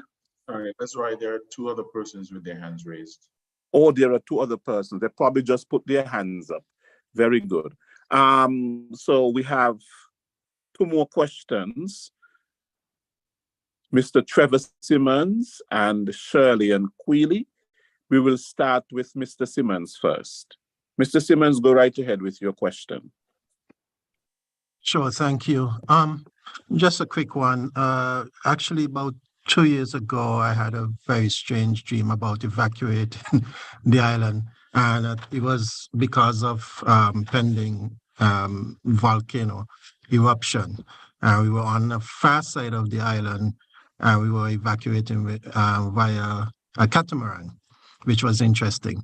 In the dream, on the seafloor, on the bed of the seafloor, there were some holes in the sea, in the ocean, and there was bubbles coming up from those holes in the ocean. Now, strange enough, I think it's last week, I've seen what I saw in the dream happening in real life in the Pacific Ocean. I don't know if, Dr. Joseph, if you could speak to that, what's happening there, if you're familiar with the case. In my dream, it seemed to be that what I saw was the crust and some issues on the seafloor where there was some cracks developing on the seafloor. And it seems as though that's the same thing that's happening in news on the Pacific side. And do we have anything like that happening on the Atlantic side? Thank you. Thank you, Mr. Simmons. So remember, one of the videos that we showed is that at plate boundaries, there are different types of movements. There is activity where one plate subducts beneath the other, such as where we are, the Caribbean plate boundary. Somewhere the plates move apart, and these are the rift zones, like Africa and the Mid-Atlantic. And then there where the plates come together, such as the processes that built up areas like the Himalayas and Nepal.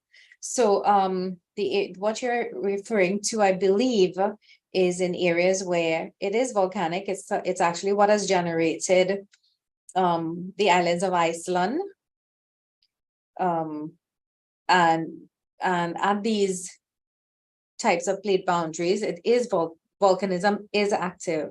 And the same way that with that type of volcanism and the type of volcanism that we see here, where gases are generated from the magma, and it's seen through the water as the bubbles and so on. It's the same thing. And this is why, as I mentioned before with Kikim Jenny, that is the gassing underwater. There is that exclusion zone around it to prevent ships from having problems with the changes in the density of the water above the volcanoes. So it is a similar process generated by the same type of activity, and it is the gases that come out as the magma reaches the surface, and the volatiles come out of the magma. Okay. What I was hearing is that there was some fluid coming out of the vents that is responsible for so-called lubricating the plates, and there's some concerns that with that leaking fluid, you would have a more stronger earthquake and maybe catastrophic volcano. Well, all plate movements are associated with earthquakes, because we're talking about contacts between brittle rock. This is rocks are hard. The crust is made of rocks, and these rocks are hard. So obviously, when you have to overcome any type of movement, you have to overcome friction. So that generates earthquakes. So yes. There is land building or destruction of land.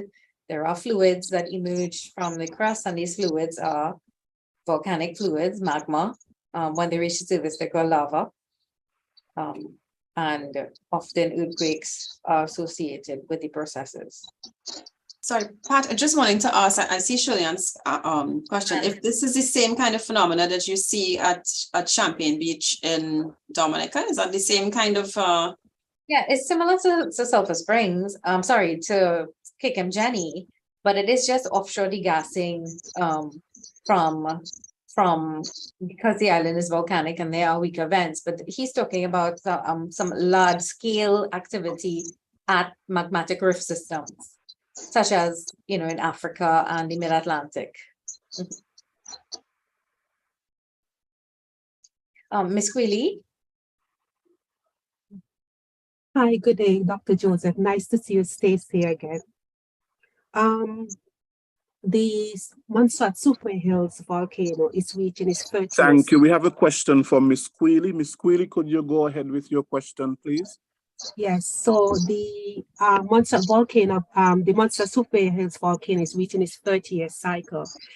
In 2 years' time, the volcano will be 30 years, and we know Ms. from Quilly? past. Hello? Yeah, I'm hearing her. She's speaking.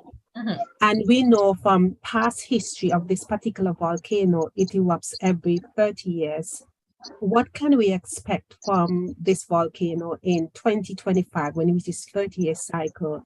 And if any activities, will it be the magnitude of what we had in 1997 to 2010? So the good thing about the volcano on Montserrat, it is monitored 24 hours, 24/7 by a local observatory, the Montserrat Volcano Observatory, as you know, and I do know that in the last couple of years they have seen very small changes in the, and we are aware of of course we know of that the past 30-year cycle that has been associated with Super Hills. So all of the good thing about it being well monitored is that the scientists on island and of course supported by us, we continue to look at any even minute changes that can indicate a change in the current way in which the volcano is behaving, that can indicate signs of that 30-year, historical type of activity.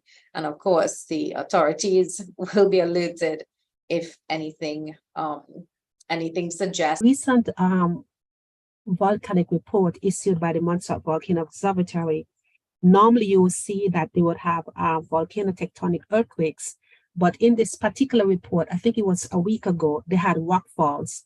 What does a rock fall signify? It's coming from a volcano that is active, because I was a bit concerned when I saw it. That's a good question. And often,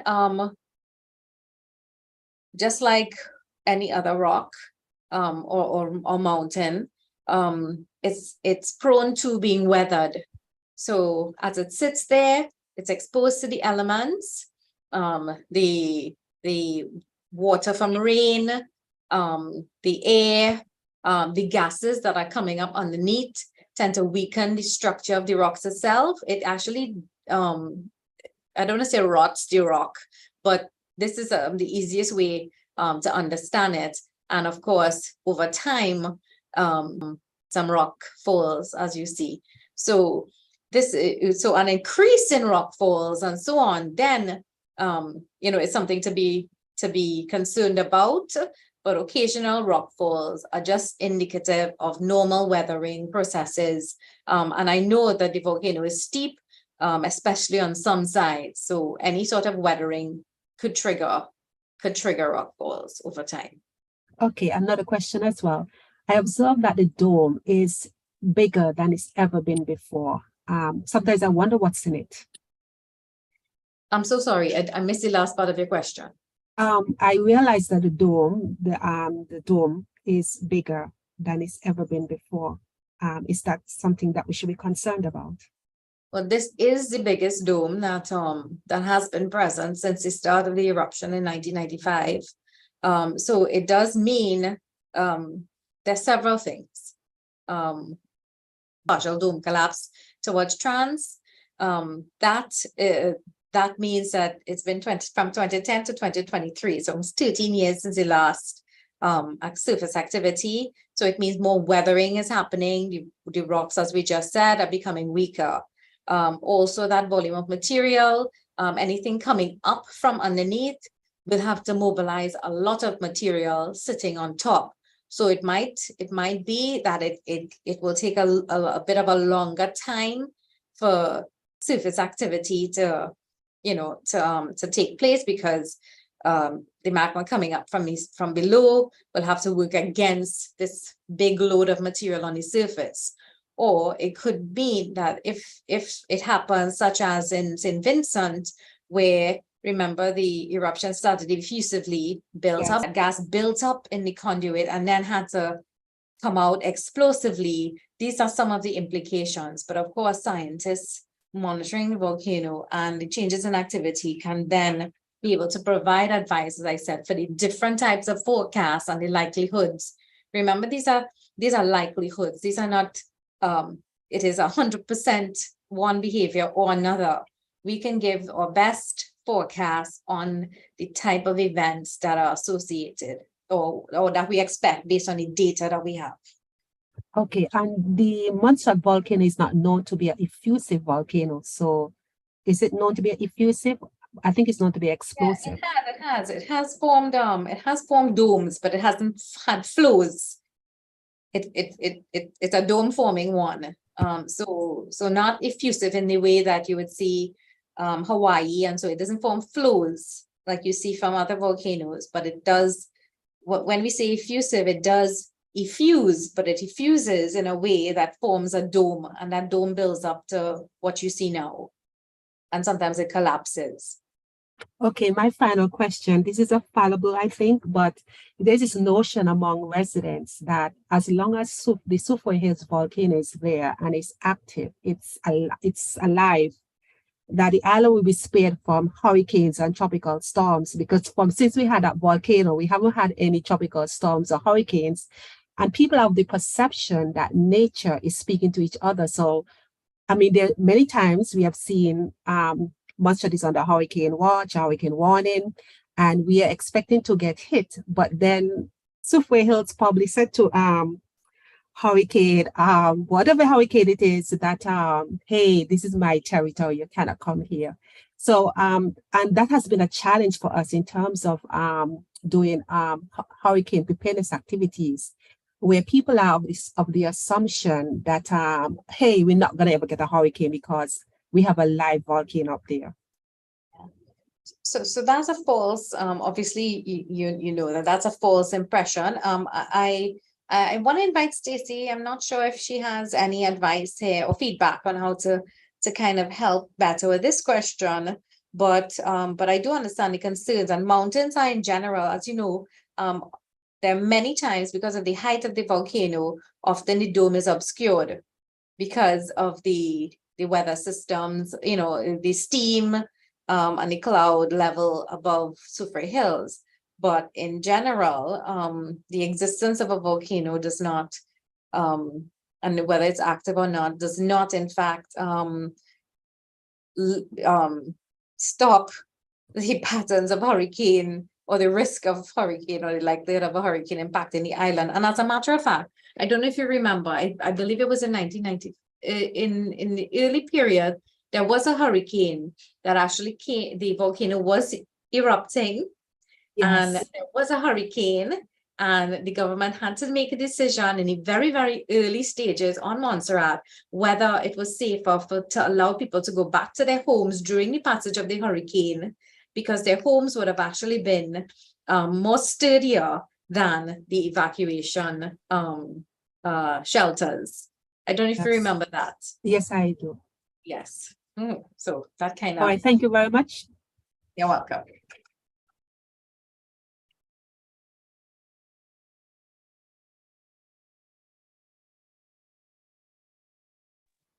Are there any further questions?